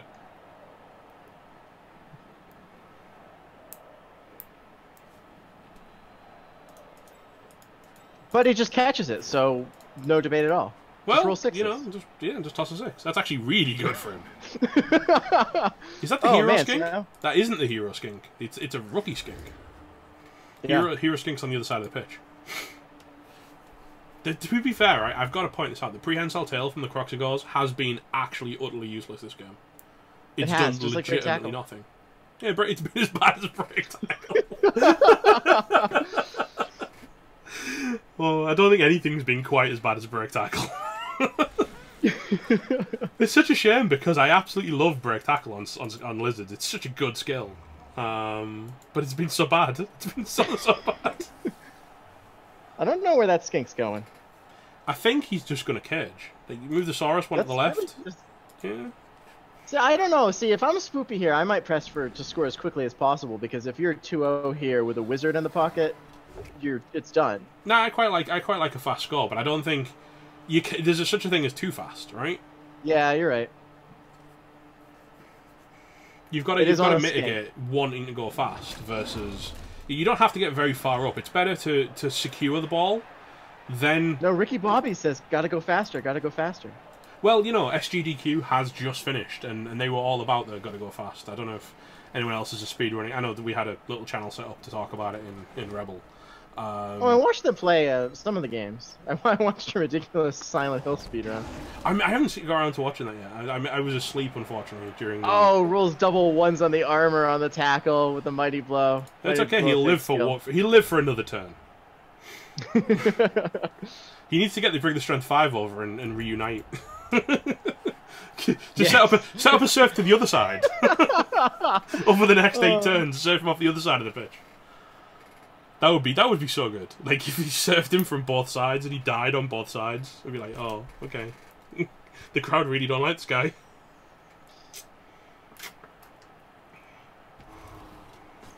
That's brave.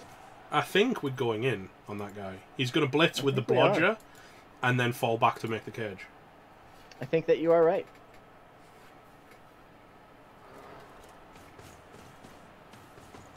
Or not. You know what? Like, Sun 5 is stepping up. He's close to the tackle, but he's not in play yet. No, I think he's gonna just use the strength. He's just trying to use his slight strength advantage from having 2 strength 5 players to just outmuscle Mad Bomber. Absolutely, and I think that's a good plan. Because I mean, he is a Saurus hard to have strength down. Advantage against lizards, but he is a Saurus down, but he does have that extra strength player, which has made a bit of a difference. He's been key. He's had that guy for a really long time, and he has used him well, and he's been very successful for him. He's gonna die in 5 minutes. Yeah, I think he's got to blitz this guy. You can't, when you're down a Saurus already, you can't give up 3 hits.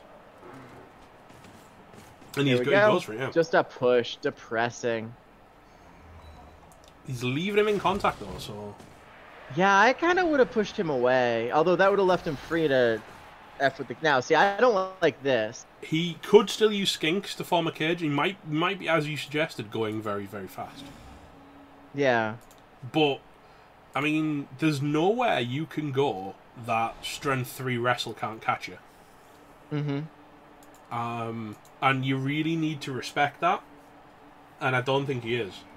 No, he's gonna go up on the right, and he's gonna go for a score next turn. And he may get caught by Strength 3 Wrestle. Saurus are fast enough that he can mark things up to remove assists and go for a 2 dice with Wrestle here. And I think he's got to. He has to make that play. See, it's really the only path to victory he has. He's trying to use the diving tackle to deny it, but maybe that'll do it. Yeah, maybe. I guess we'll find out, right? Find out next episode on Minor Ball Z. I don't know.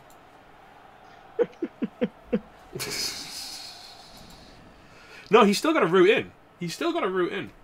He just has to. He does. He has to do a 3+ dodge to get Cutler Beck out of the way. And then he goes... That makes it harder. No, it doesn't make it any harder, believe it or not. They're not the route I'm looking at, because... Oh. I'll explain it after this Croxigal punches dude.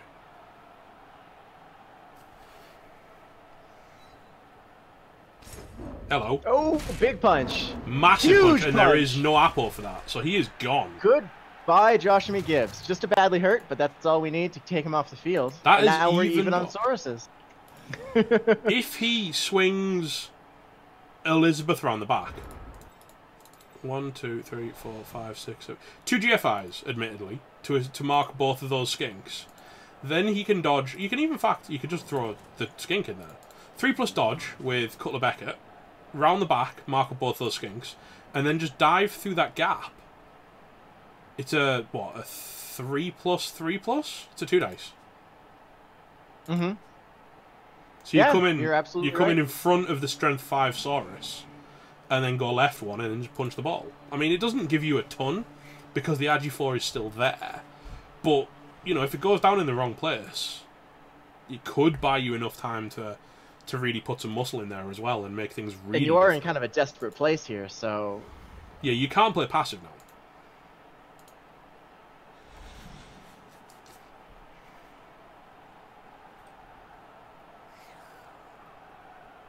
Or, as Incesticide says, you could just throw some assists on the Blodgesaurus, punch him out of the way, and then just go straight in.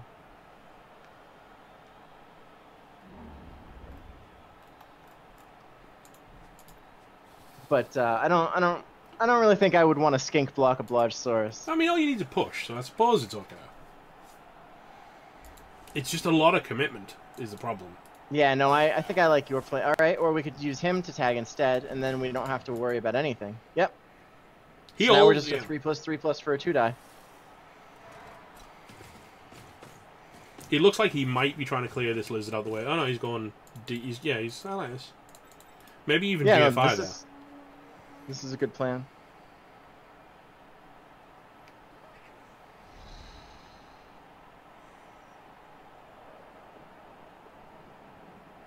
Because, of course, you don't want to commit the sure hands, because if the ball scatters into a useful position, you know, you want to keep him for recovery. But you've got to play there. There's a lot of bounces to get into. There's no recovery here. There's always a chance. There's always a chance. So you're saying there's a chance? Yep, pretty much. Trust me, I've seen some wild scatters. There's always. I mean, a almost chance. all of the routes to recover it would involve dodging through diving tackle. But I mean, you know, sometimes you just got to close your eyes and pray, right? Like that's it's not good Blood Bowl advice, but I mean, it's the game we play. When the only option you have is a bad play, you've got to take it. I've seen games won off of the back of the only option you have is a bad player. Just do it anyway. Yeah, I mean, it happens, right? Sometimes you just get 6s, and here comes the blitz. Makes the first dodge, makes the second dodge. He gets the pow. Holy shit. Whoa, that's a lot He's of doing it, that's a lot of everybody. dice. He's doing it, everybody. Oh, and he gets Oh, and he's Kaz as injured. well. What a legend! Oh, Now all you what need to a do is, if boss. this ball scatters into the open, and then just keep going after it, right? Like, yeah, totally. Well, he's dodging away from diving tackle at that point. yeah, it's still a 5 with a reroll. Yeah, no, you're right. You're right. I go for it. Don't pump the brakes now. Choo choo! Go. Keep the this lizard train hype going. train going. Go, do it. Get on the ball. Or you could just use the other skink, who is just a 3+3+3+ to get the ball, which is probably a lot safer. Ah. All aboard the dice train. If anyone does still sub to my channel, yeah, there's an emote for this.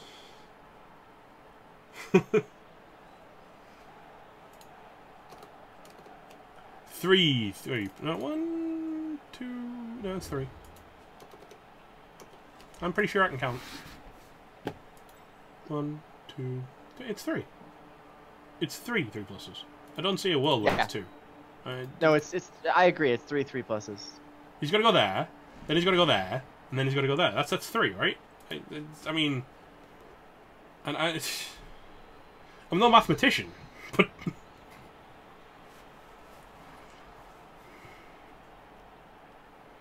Or he could just run out of time. That's an option as well. that's not. Oh. Where's he off? Oh, okay. That's not the 3+. Oh. That's no good. Goodbye, sure hands. Well, that's going to be massive. Yeah, that's gonna be bad. Death or glory? I think he chose death, Travel Scrabble.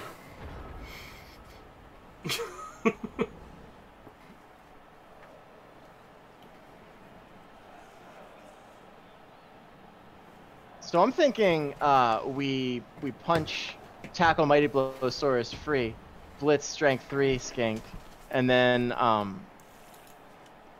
go from there. Yeah, I think that's the play. Is to, if you use the Blocksaurus, black-bearded lizard, to hit the other Blocksaurus on a push or better, you stay where you are, and then you use strength 5 to clean up this. Oh, that's not the one. That's not gonna happen. But no, I think we're on the same page. You there. could still use the Crocs, but I mean, I just don't like relying on the Crocs. Yeah, I don't like to depend on the Crocs. And the problem with the Crocs is Well, it's a you Crocs. have to take that hit first, because otherwise, if you just get a push, you're just gonna put the Saurus right back in the spot that you didn't want a Saurus in. Not just me that runs out of time and then just does click play, click ball. I mean, sometimes the play is click play, click ball, but I mean that wasn't the play that time. That was not the one. No. I don't think I'd have used the sure hands. I think I'd have used the rookie.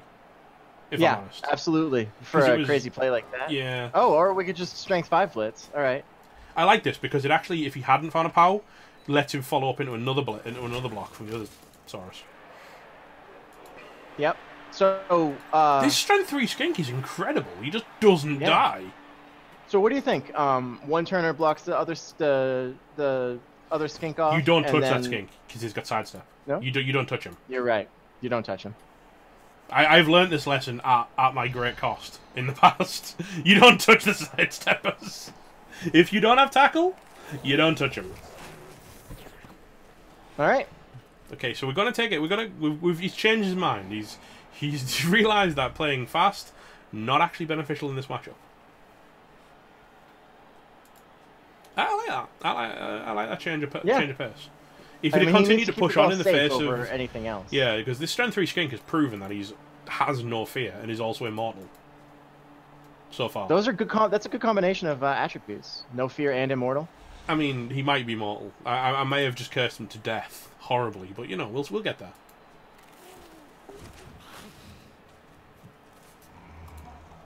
We're going to see some blocks coming in. He could mighty blow the tackle player, and I would like that because, at the very least, it also puts the tackle player back on the strength 5 player, and they're just old friends at this point. Mm-hmm. That's good enough. Yeah, there's a lot of lizards on the floor right now. Synthesis of Wild Capture. Mini Space Marine. He's a Space Marine.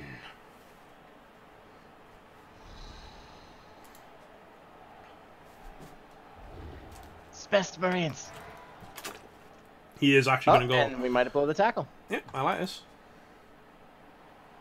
Oh, I like this a lot. Hello. Goes Oh, he's dead. away for good. He's not actually Good dead, but night. he might as well be in terms of this game. He's been awful, that guy, hasn't Yes, this is the blood that I wanted from this he? game. Well, this is now surely, like, pretty much 100%. Like, Pris would have to work 95%.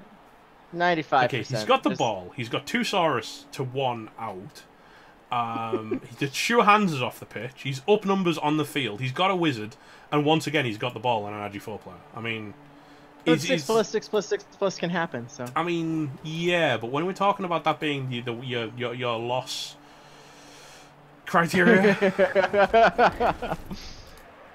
you can never relax in Blood Bowl. But you know, that's very true. You can't do that. I think Kroxigor can really go wherever he wants. He could fall back to be part of the cage. He could do that. He could have boneheaded, to be fair. He could bonehead. You know, you've got to give him that. You've got to put that on the table as an option. Yep. Maybe Break Tacklesaurus. Can Break Tacklesaurus be a hero? I don't know where Break Tacklesaurus is. Oh, there he is. He's the sweeper. Yeah. He's being trusted with nothing important. You stand in the back. Stand in the back and look scary. Your job is to stand there and prevent potatoes. So if you're Bomber here, what do you do? Weep into my hands. Yeah.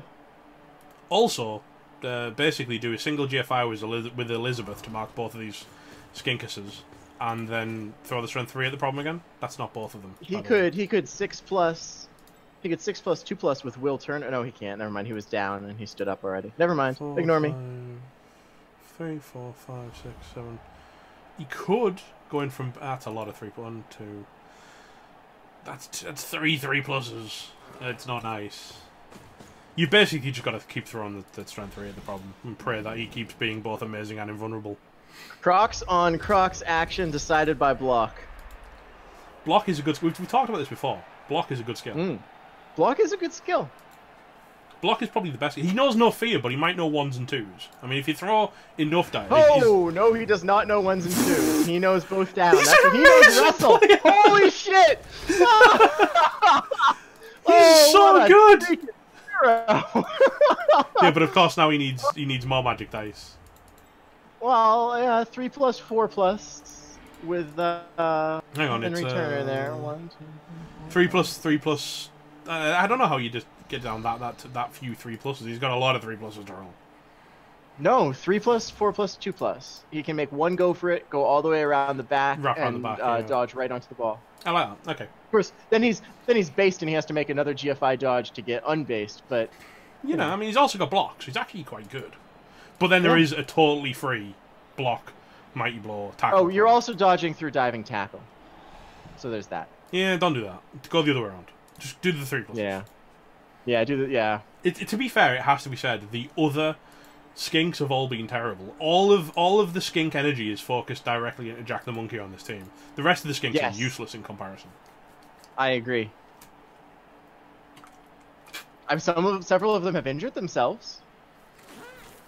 And he's going for it. He's going for the 5 plus 3 diving tech. No, he's just gonna. Yeah, he is. He's done it as well. And he fails the pickup. 6 6 1. Oh, 6 6 1 3, and he fails. All right. Well, that was brave. He's gonna get chinned really, really hard. Yeah. I don't see a world where that doesn't happen. I see Mr. Mighty Blow Tackle eyeing him. Because I mean, that was really good play by the Secret Lizard Overlords to leave this Mighty Blow Tackle player completely free. Yes. And this is why, right? Get that. No, he doesn't have dive. It wasn't through dive and tackle, in fact. Dive and tackle was the. No, you're right. That's sprint. That's sprint. He can't dive and tackle when you're already on the floor. He's good, but he's not that good. No. So yeah, it's gonna be Mighty Blow Tackle into the skink's face. Yeah. Nice try trying to get the ball there, but you're gonna die now. He's doing his best to hold this play down. I mean, he really is. He is. He's not leaving anything left on the field. It's such a shame that he only got to this point because of that one mispositioned player. Yeah, you know, there's a lot of games that turn like that. You can trace them all the way back to just one small error. Yeah, it's so easy to go, oh, the dice weren't in my favour, but it's not that. It hasn't been that. The dice reveal a different That's a mistake. fat pow. That is awesome. Unless you're that skink. Yeah, and that skink is gonna die. This skink's about to turn into like a cloud of strawberry jam. Oh, he's got great KO'd. He lives on, but he's not for this half. Oh, okay, that's not a terrible scatter because it's still in the tackle zone. Oh. So that's okay. Like, he's kind of... Can we get the assist in there to punch the Saurus with the skink? He can, but then what does he... He could even... Yeah, you could even use that player that just blitzed to provide one of them. Yeah. So... Yep, there we go. And then stand firm, and then probably I kind of sprint. like leaving the stand firm to form up part of the cage. Okay, so then we punch the block guard Saurus with strength 5. Yeah. And move Lodge around to give another assist. And then we use Sprint Skink as the last assist, punch him, and then Agi 4 picks up the ball. That's a possibility. There are a couple of players here, but I kind of like leaving the Saurus downwards on the pitcher, because I mean the movement alone gives him 2, 3, 4, 1 dice. Mm-hmm. And I kind of like risking the 1 dice. Because all you need is a push. Because, yeah, you're looking for a 3+. And that... although at that point, if you're just looking for 3+, just pick up the damn ball with the Agi 4. That's true, too. Just pick it up right now. And the reason I'm thinking that is because you need to maintain some free players to try and do something about the God Skink. I know. Because Jack the Monkey is still in play.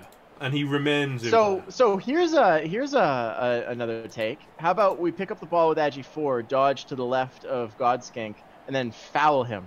I like fouling God Skink. Not with the ball. No. Foul him with the rookie skink. I mean, the ball is quite spiky, but I mean, I don't think... We use the ball as... We use the ball as an assist. The ball and the sprint skinks are assists for the foul, and we foul with the rookie skink.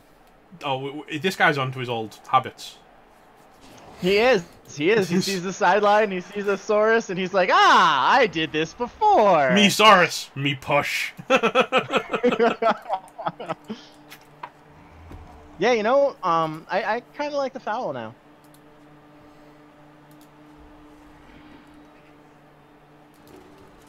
All right. I don't think that's the play we're going for the... We're going for the 2 dice skink block. Or at least a 1 dice. Maybe, yeah. Maybe he's going to try to clear it up to pick it up with movement. No, I think you've got to get it in hand with the Agi at this point. Oh! Agi's going for it. And failing, but anyone would have failed on that dice. Even if you'd have cleared it. Ah, there he goes. Ah, and he's out. Round. You've always got to do the race car noises. Something I tell Gerber all the time. I'll let you do it. Now what? Foul it. Yeah, but now it's a worse foul because the ball carrier's not assisting. That's fine. I mean, still do it, but... 1 assist. It's fine. I'd foul that. On a skink, absolutely. It's only every 7 and it's a stunty. I mean, come on. 1 assist. Yeah. I mean, that's my rule. My rule is if it's a 7+, take the foul, but he's not going to. This is interesting. Spoopy, foul more. Foul at all. Unassisted foul. Yeah, foul. Kick it in the head until it's dead. I mean, right now he has no defense against the hero skink. I mean, to be fair, you never have a defense against the hero skink. That's the point of the hero skink. Yeah. Uh-oh. Especially not when you do that. I mean, the hero skink does have to dodge from... In fact, he doesn't necessarily have to dodge from tackle if he can free up some players. But nah, he probably does. He probably has to. No, I don't see a way to get an assist in there. Yeah, just do it. Just dodge. Yeah, just go for it. What's the worst that could happen? You could die. Yeah, whatever. You could win the playoffs. Yeah, I mean, at this point, you're so committed to this line of play. It's kind of, you've just got to keep hitting that button because you're running out of boys. Like, there's 5 of your team on the sideline compared to only 3 of their opponents. It's yeah, you've just got to do it. You got to do it. Just do it. No, we're not seeing Break Tacklesaurus do anything. He's an idiot. Break Tacklesaurus is officially an idiot. Crocs on Crocs action. That actually does mean Break Tacklesaurus has an option. In fact, Break Tacklesaurus might not even need to break tackle. Oh, well, oh my goodness! Oh, that's not good. At least it wasn't Break Tacklesaurus. Would have liked to use that reroll on the sack. But there's a world where Break Tacklesaurus can redeem himself by literally just sacking the ball and allowing Don't be ridiculous. Jack the monkey to just pick up the ball. That's the world we're living in right now. Don't be ridiculous. I mean, I know it's a long shot. Okay. Play a blitz for Break Tacklesaurus and watch him mess it up. Break Tacklesaurus is gonna double skull and then die. Die to a skink with his new shiny. He gets him. Oh my god, Break Tacklesaurus! You know why this worked? Because you didn't have to break tackle. That's right. He was able to focus. He doesn't do that dodging thing. He can do the punching thing. Oh dear. All right, so now it's a 3+ dodge out, 3+ pickup, and no he has a decent rerolls chance of actually pushing this to overtime. Any of it though, that's the scary part. Well, yeah, you know, just roll the dice. You've got to. I mean, you've got this far, right? Hmm. And meanwhile, Strength 5. Oh, hang on, he's off. Where's he going? Yeah, that was. No, he's got tackled. But you see, he knew he was going to fail. No, because the first dodge succeeded. I mean, Jesus, just do the. Oh. Of course, the pickup would have failed, but you know, can't know that. I mean, yeah, that's not how dice work. I would have gone for the ball with Jack. I think, yeah, he's been too good, right? At this point, he's been too good. You just got to keep trusting in that guy, because I mean, everyone else on your team seems to be an idiot. You know, I'm pretty sure that happened in the movie, too. Yeah. Jack the Monkey was really the only reliable part of that crew.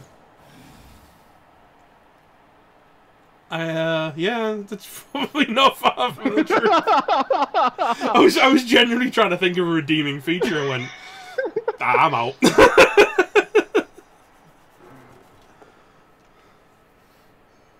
That's a fat pal. No need for tackle, which then frees up the tackle to... No, wait, there's no one to tackle. Never mind. No, but we have a Mighty Blow Blitz to free the ball on the Break Tackle. That's true. Now. But what we need to do first, we need to get the important part out of the way.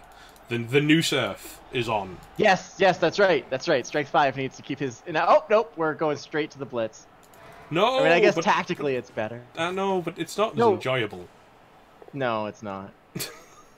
The epic story is not nearly as epic this way. It really is a lot. We don't want good play. We want epic stories. We want more crowd surfs from Strength 5 dudes. I think chat agree. Oh yeah. Ah, I see. Incesticide's argument was use random skink because you don't care if random skink has his brain exploded by a lightning bolt. There's an argument there. I agree. They both forgot that there's a wizard in Incesticide. I haven't seen. He didn't.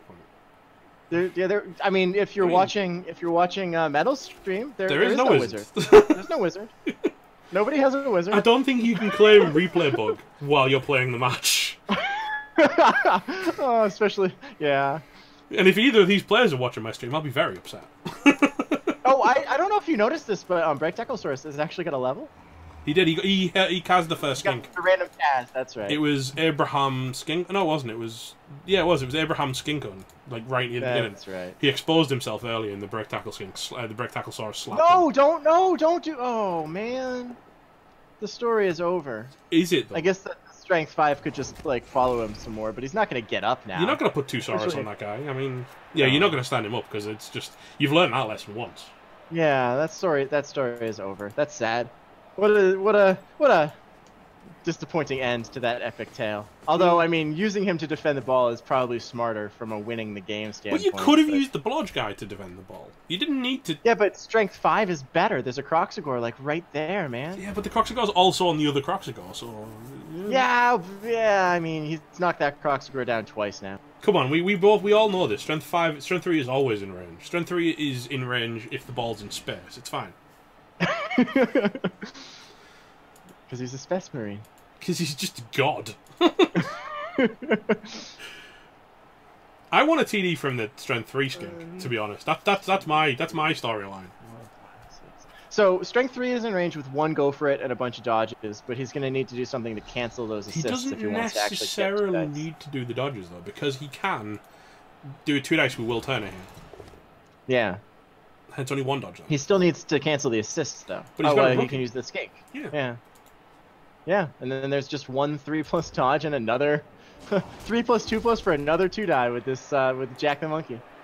I bet that Spoopy probably wishes he had fouled that guy. I wish he'd fouled that guy, and I like that guy. I do too. And there it is. And here comes another sack from Jack the Monkey. This is, if he doesn't get MVP, I'll be so sad. Like, he's been my favourite player on the entire pit. Him and the Break Tacklesaurus, because the Break Tacklesaurus is a raging idiot.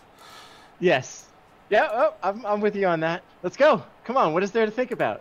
You know what you can do, as well? With a good scatter, you can recover the ball with the Break Tacklesaurus. That would require him to dodge, though. No, but I mean, you know what? I reckon he's going to get it. Oh, he makes it, and he fails his GFI. Oh, that's a terrible way to go. Jack, yeah, Jack, what are you doing? Yeah, you reroll. You've got to reroll it. If you don't reroll it, you've lost. You lose the game. This reroll wins. Well, it loses you the game if you don't take it. 100%. He didn't take it. There it goes. Game over. He's saving that reroll for the next game. His first game in REL. Because at this point, like, the guy can get out of your range. You have limited range when you're on the floor. The ball is not going to be in range. I don't understand. And I see a 3 die on the standing skink and a foul on Jack the Monkey now. Just out of anger. You know what? At how I much don't see a foul. trouble he's I just don't see a foul. He hasn't done it yet. I don't think he's gonna. No, I mean I don't see him doing it, but I see the play. Oh, okay. Okay, I agree with that. That's a good shot. Because we have a rookie skink based up on Jack the Monkey. I think he didn't want to. 1, 2, 3, 4, 5, 6, 7. He could have done double GFI to score, but well, if you GFI and then fail, and on the second GFI, and the ball scatters out, and then and the ball goes woof up the pitch, and then you just lose the game. I wouldn't bother because it's not like you're at risk without making. I mean, you're at basically 0 risk right now. The only risk is if you roll 6 skulls on Eric the Red. Right. If he rolls 6 skulls, there's a chance you get sacked.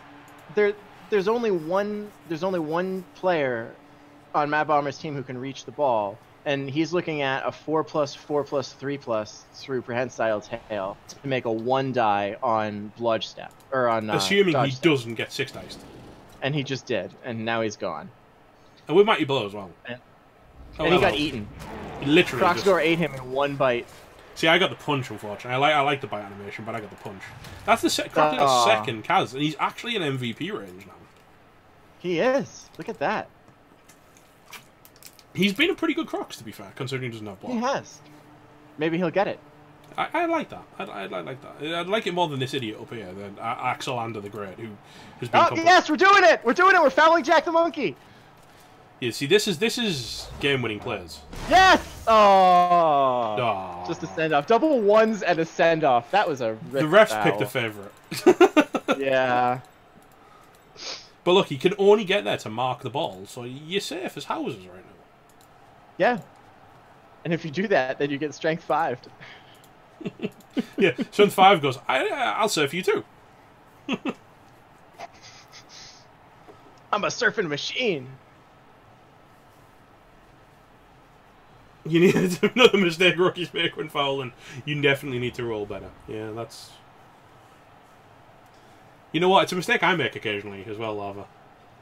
Now, consider this. Had he chosen to make those GFIs, those 2 1s would have been on his GFI. And that's not how dice work. I know that. Don't do that. Don't do that. Oh, he's going for it. Make the GFIs. Come on, you got 1 reroll. You've got to do it because I mean, yeah. You lose the game if you don't do this. I mean, you'd probably lose the game anyway, but I mean, yeah. After not rerolling the failed GFI last turn, he pretty much doomed himself. I don't know what he's... how dice work. You can't use that. Oh, he's fell.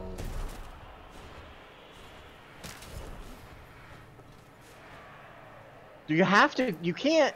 Yeah, okay. I was like, why did you do them 1 at a time? It doesn't matter. You have to succeed them both. Oh. Ow, I was gonna wonder if he was gonna do that. Get the Croxagore in there. It's too bad that it was staying firm, because now he can't. He can. Or he can make 2 GFIs. Yeah, 2 more GFIs. That's, you know what? That's a thing. I think he's got to. I mean, Prehensile Tail. He's already got the tag, so let's do it. Go, big run, guy. go. Run. You've already failed 1 GFI. You can't possibly fail anymore because I want to that's hear how... the ground shake. I do like the when they added that. That was a really good move. Adding the ground shaking. No, what are you doing? Oh, he wants to keep the strength 5 from blitzing the skink off, so he has to make the dodge. 2, 3, 4, 5, 6. But he doesn't. He just forces him to do a GFI. Yeah. It's all because he just goes around the back of the Crocs and it's just a GFI. Yep, you're right. I wasn't saying it was the right decision. I'm just saying that's what he wanted to do. Oh no, I understand that. I'm fully on board with where you're coming from. I'm picking up what you're putting down. Oh, break tackle, Saurus, you shithead. He's so bad. He's failed every break tackle on the first time of asking. What a fucking tool. Oh my god. He's actually awful. Why did you even... you know what? Maybe he forgot to give him break tackle. Like, maybe the graphic is there, but he doesn't actually have the skill. It's like a game bug. Yeah. God's sake. I don't get the Crocs there, but whatever, that's cool. He's trying to keep him out of play. I mean, really, if anything goes wrong, he's going to go with the strength 5 and the strength 3, and he's... Oh, because he does have to GFI, so he could snake the GFI or double skull the block. So yeah, okay. You know, there are dice. I can respect that. He could even surf the strength 3 on a 1 dice if he's really feeling brave. I think I'd have just bolted it, to be honest. If anybody on this... that's not a bad play. I mean, it's not like you're going to use the wizard for anything else. At this point, I think he's earned himself a lightning bolt. He has. Hang on, what's that? 5, 6... He's actually got a 3 dice. Does he? Yeah. He gets up to 9. 7. What is it? 7? To a double 5, plus 6, 1? Yeah, you're right. Yeah. Note to Metal, Elle can't be in the podcast ever because she's used her 1 many, many times. This is true. I have noticed. I don't have 1 here. Oh, everyone has 1 here. No, here. You stepped into my house. This is all I'm saying. This is my rules. Oh, okay. Well, you didn't tell me what the rules were. Oh my god! What is this? He's so good. This? Oh, and he doesn't get hurt. He just won't die. He just gets wrestled. He doesn't get hurt. Oh man. But the wrestle is enough to now get out. It's enough to lose the game. Yeah, but Jack the Monkey's still alive. He's such a good player. Just he turn 16, lightning bolt Jack the Monkey just out of spite. I might. Yeah, I think you do. I think he's forgotten. I do. I think that he forgot his wizard. Why are you stalling? Why are you stalling, Spoopy? What are you doing to me? He's keeping... To be fair, he's still out of range. Kind of. Hey, also, you had Dr. Greed on your podcast there, and he uses his 1. Nobody warned me about Dr. Greed before it happened. Okay. Oh, I see.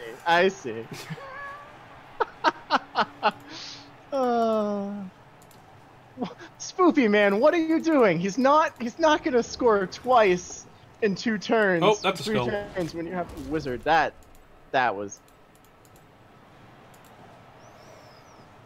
1, 2, 3, 4, 5. He can do a 5+ dodge with Hector Barboza. 2 GFIs into a 2 dice.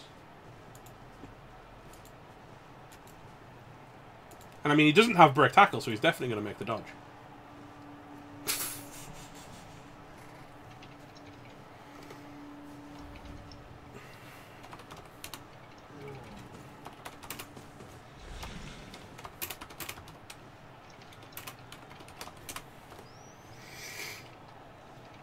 Strength 6 picks up and throws the break tackle guy.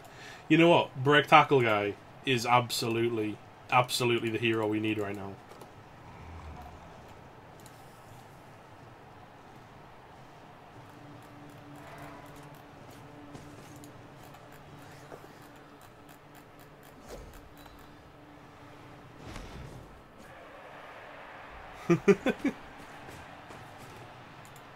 That's not the play. I suppose he could GFI onto the ball now.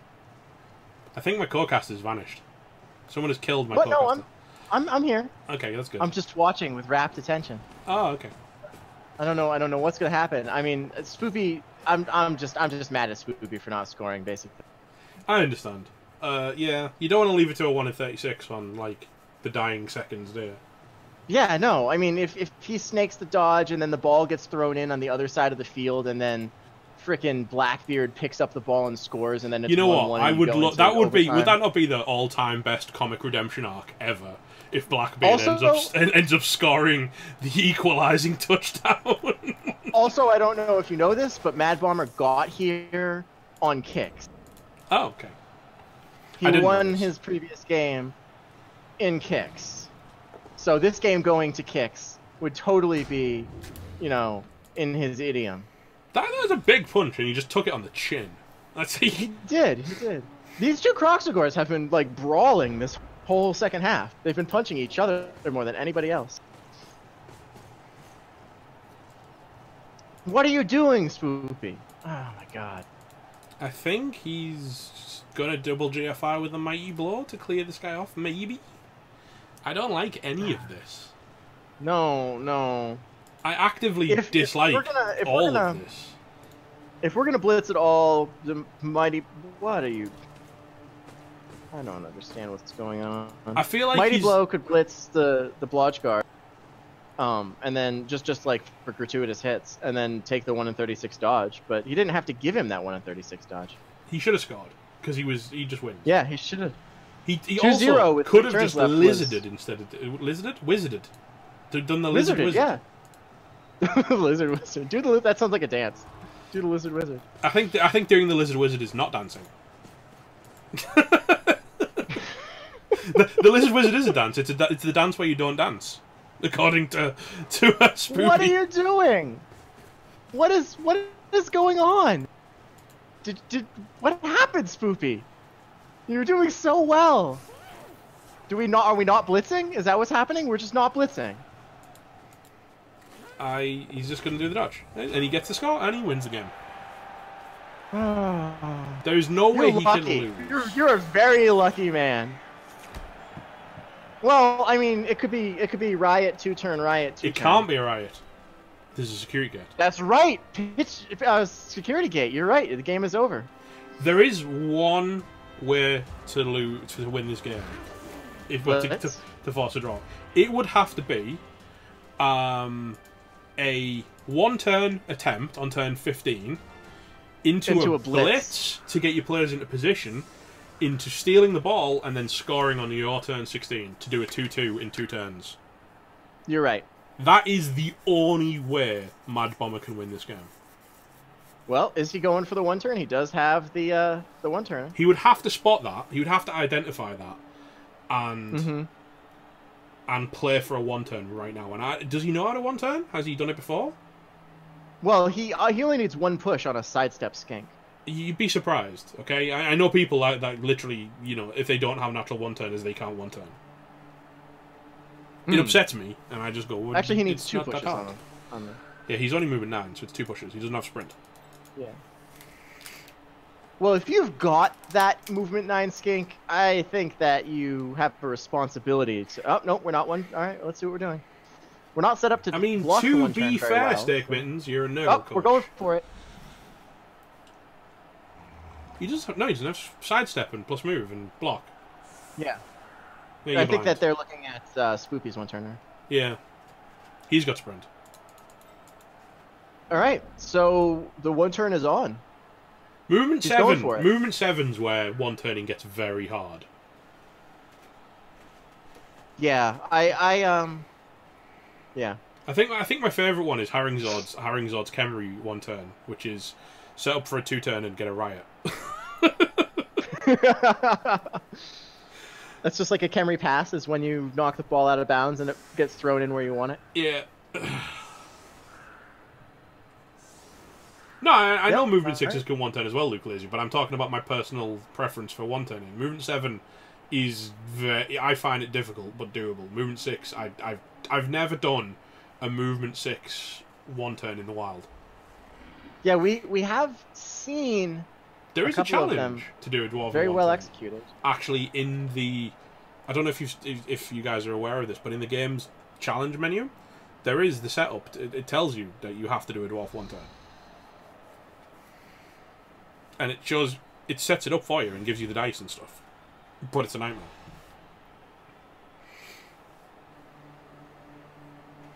On movement 6, the closest I've gotten is failing the first GFI. Dwarf 110 is doable. It basically is only doable with Frenzy. And it's really weird because you've got to set up like this line of players with the opponent's player in there, and then frenzy him down the pitch. It's so weird.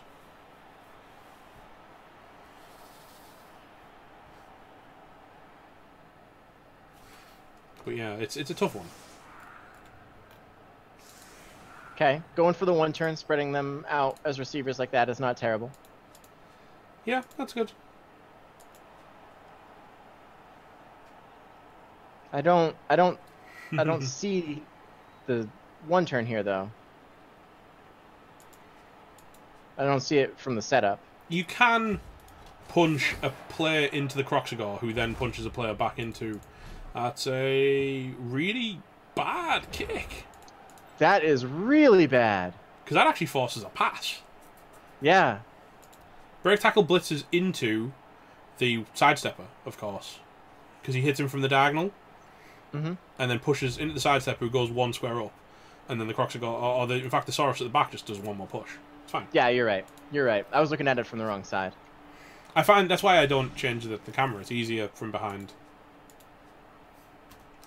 If you start faffing around with the camera, you lose where you are, and it just makes it harder. But this is going to be tough. When do you give the ball, right? Because it's going to be a pass. When he's in the you're least, screwed now. Yeah, because if he's got no, he's not screwed, because he forgot to turn his dodge on a manual. Ooh! Imagine that's big. losing off the back of forgetting to turn your dodge on a manual. That is not good. Oh, he's getting it. That's the pushes. That is. Those are his two pushes. Yeah, it's a what, 5+ pass? It's going to be tough. He hasn't got a reroll as well, remember. It's a 4+ catch for sure. Yeah, no. I mean, this is going to be a miracle, and this is just to allow him to then get a blitz in order to equalize. No, see, I don't have dodge on manual. I turn dodge on a manual after I've done my setup, before I end my setup. I just have it on manual. Just wondering if he can get to the distance of a 4+. That's not good, because the guy's... It's actually a 5+ catch now as well. Yeah. And then he has to make 3+, 3+, 2+, 2+. That's a lot of... It can happen, but he's asking for this is a long string of dice. He gets the ball. Oh, and also there's that 6+ Saurus intercepts chance here, too. Yeah, because, it wasn't hard enough, right? We can't discount that. Bonsai. You can't run the skink down first, because you can't pass that far with the skink. Oh! And it's a Saurus intercept. Oh, right. Yeah. Oh, and that guy's at 48 out of 51 now. Denied. Yeah. We needed some sixes. We needed some sixes in that chain of dice. We didn't need them there. Yeah. Oof. What a way to get your one-turn shut down. Oh, man. That's a big oof from me. Doof, big oof. Big doof. That's a good emote from Doof. I like the little smiley face in the end as well. The little sad face. That's really good. That is very clever. I really like that emote. If Doof, yeah, pass it on, Doof. That's quality.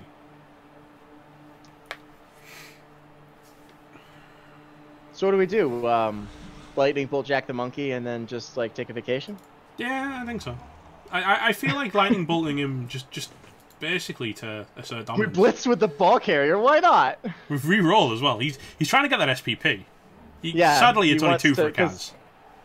Yeah. Maybe somebody will skull against him and then die, and then he'll level. He really wishes that there were 2 turns left so that he could score. Or pass. He could have passed. Oh, yeah. Yeah, no, not after the blitz. Kaz not after the blitz, obviously, but Kaz into pass would have been great. He hasn't... Just bolt the flipping monkey. I just had a bolt spite. The monkey. Spiting bolt. Shocky monkey. Literally, shocky monkey. Oh, come on. Send a message. Every monkey. Every action that isn't bolting the monkey. Ugh. Spoopy, man. Good job. But still, I'm disappointed. Bolt your own player to try. I don't know if it's open to college and minors coaches, if I'm honest. I like this. Get his valuable players out of touch. Because he is going to Rebel Challenger Cup playoffs, of course. So you want to keep that team alive. You need them. Drop the bolt. Drop the bolt on the monkey. Do it. Bolt. Come on. Pull the trigger. Spoopy. Bolt the monkey. I will not cheer for you in Rebel Challenger Cup playoffs if you don't bolt the monkey. Oh my god. Instead he skulls the Croxagore. You paid 90k of your own gold for that wizard and you didn't use it. I want you to think about what you've done, Spoopy. I'm talking directly to you now. I want you to think about what he's going to watch this VOD as soon as You know what, actually? If this was a tabletop match, he could have turned over then bolted. It's worthy of a note. He could have. He could have. It's just because Cyanide can't code. I kind of hate that it's not in Cyanide's version of Blood Bowl, because it's actually can be... It's very fringe, but it can be useful. Yeah, I mean, when you fail an important... Like, if you fail a sack, then you bolt the ball carrier after you fail the sack with a skull in order to at least delay the score. That's even worse. The fact that it worked in Blood Bowl 1 and now doesn't work is even worse, because, I mean, it proves that they understood and had it. Yeah. Yeah, killing your own player with a bolt, the bounties. Yeah, you know what? I reckon Dark Cannon, because Dark Cannon's a really good guy, I reckon Dark Cannon probably would honour it. I got lots of time for Dark Cannon, so I reckon he would honour it. We're Rebel. We're just, literally. I wasn't saying you weren't. I'm just saying I haven't actually checked with him to see if it would be honoured in this scenario. He likes us. He'd give us the bounty. I think so. Yeah, this one it's a very controlled game from Spoopy, but I mean, I have had to question his play a couple of times.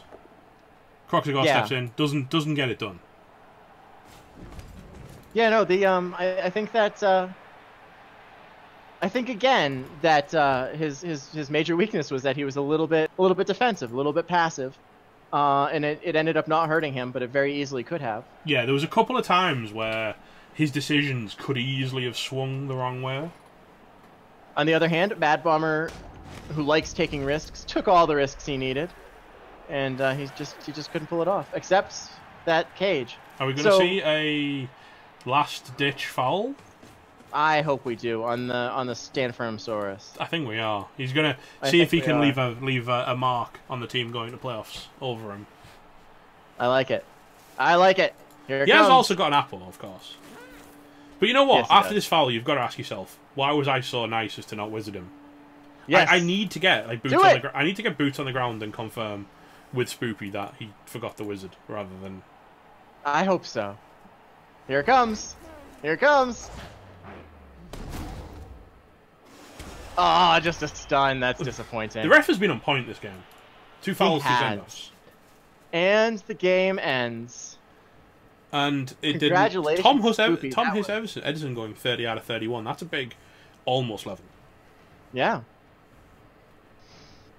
And Tia Dalma not quite making it. She threw the intercept. She doesn't deserve the MVP. She got it. This is the thing. But, maybe she'll get like a double and you can take safe throw. Oh, that would be so classic. But no, that'll never happen again. Wonderful game. That was not nearly as boring as I was worried that the Lizard versus Lizard match would be. Both of them did a really good job. I had a lot of fun watching that game. Yeah, I think it may have been because both players at some point or another like contracted lupus or something and just went a bit mental. Yes. I don't know. I think that may have accentuated the quality of the game somewhat. Indeed. Both final Sauruses, thoughts? by the by, sorry, both Crocodores, by the by, incredibly well behaved with only one bonehead each out of a combined 24 checks. Wow, that is impressive stat. So only And break 2 out of tackle. 24. How many times did break tackle succeed in that game? It didn't, physically. I think it only worked after a reroll. One time, yeah. Well, Metal, thank you so much for casting this. I'm so glad that we could come here and get these eyes on it, and thanks for having me. Yeah, thank you so much for letting me know that it was happening so we could get that coverage out there, because now everyone will know who the secret lizard overlords are and where they've came from and what they went through to get to where they need to be, which is in about 3.5 days' time. It's not even that anymore, is it? It's quite late now, so less than 3.5 days' time. They will be Rebel Playoffs beginning. The opening match is on Haringzord's channel at 20 GMT, which is 19 UTC. 1900 UTC. It is Thomas T taking on Beer Monkey. It's a Dark Elf mirror, so you'll enjoy that, El. Certainly. Ooh, yeah, that'll be fun to watch. Yeah, so we're opening. What day is that? That's on Tuesday or Wednesday? Wednesday night. All right. I'm definitely gonna have to watch opening that. on Haringzord's channel, as is Rebel Playoff tradition. He always gets the first match, just like I always get the last match. It's just how it goes. Cool. And yeah, so thank you very much for joining me. It's been a genuine pleasure. Yeah. We'll I have to do it again I sometime. really enjoyed that game. Yeah, totally. I mean, with the Rebel Playoffs coming up, of course, we have the Challenger Cup and the Champions Cup. There's 58 games. Check this out, Steak. You'll get lots of games. Week 1, 58 games of Blood Bowl in 7 days. Can anyone else? Can you picture that? Like, playoffs is great. The first week is mental. Week 1, 58 cast matches. Yeah, it's gonna be insane. There's gonna be you know what? If you're interested in streaming, this is the time to get the experience in, because we'll need all hands on deck. There'll be streams going all hours of most days. You guys are in for a treat. Like, Rebel Playoffs, they're something special. Like, if you've not seen them before, they're something special. You're gonna see some things. You thought you saw some things tonight? You're gonna see some things. So yeah, once again, thank you everyone for watching. Thank you for Holes for the sub. Once again, I super appreciate it. Thank you, El, for letting me know the match was happening and for joining me in the casting booth. And yeah, we will see you very, very shortly. Yeah, I can't wait for Wednesday. 122 total coaches to play off. 64 twice, so it's 128. Oh no. Well, but there's buys. 6 buys, so 122. He's absolutely right. His math was good. 128 spots. We give 6 buys away. 122. It's a lot of matches. It's so big, and I'm so excited. Now, I do have to warn you that this is going to be a little bit loud. So if you're wearing headphones, you might want to turn the volume down at this point. But as I think it was Schuttenheim who's coined it, if it's too loud, you're too old. Good night, good evening, goodbye, stay classy, folks. We'll see you next time.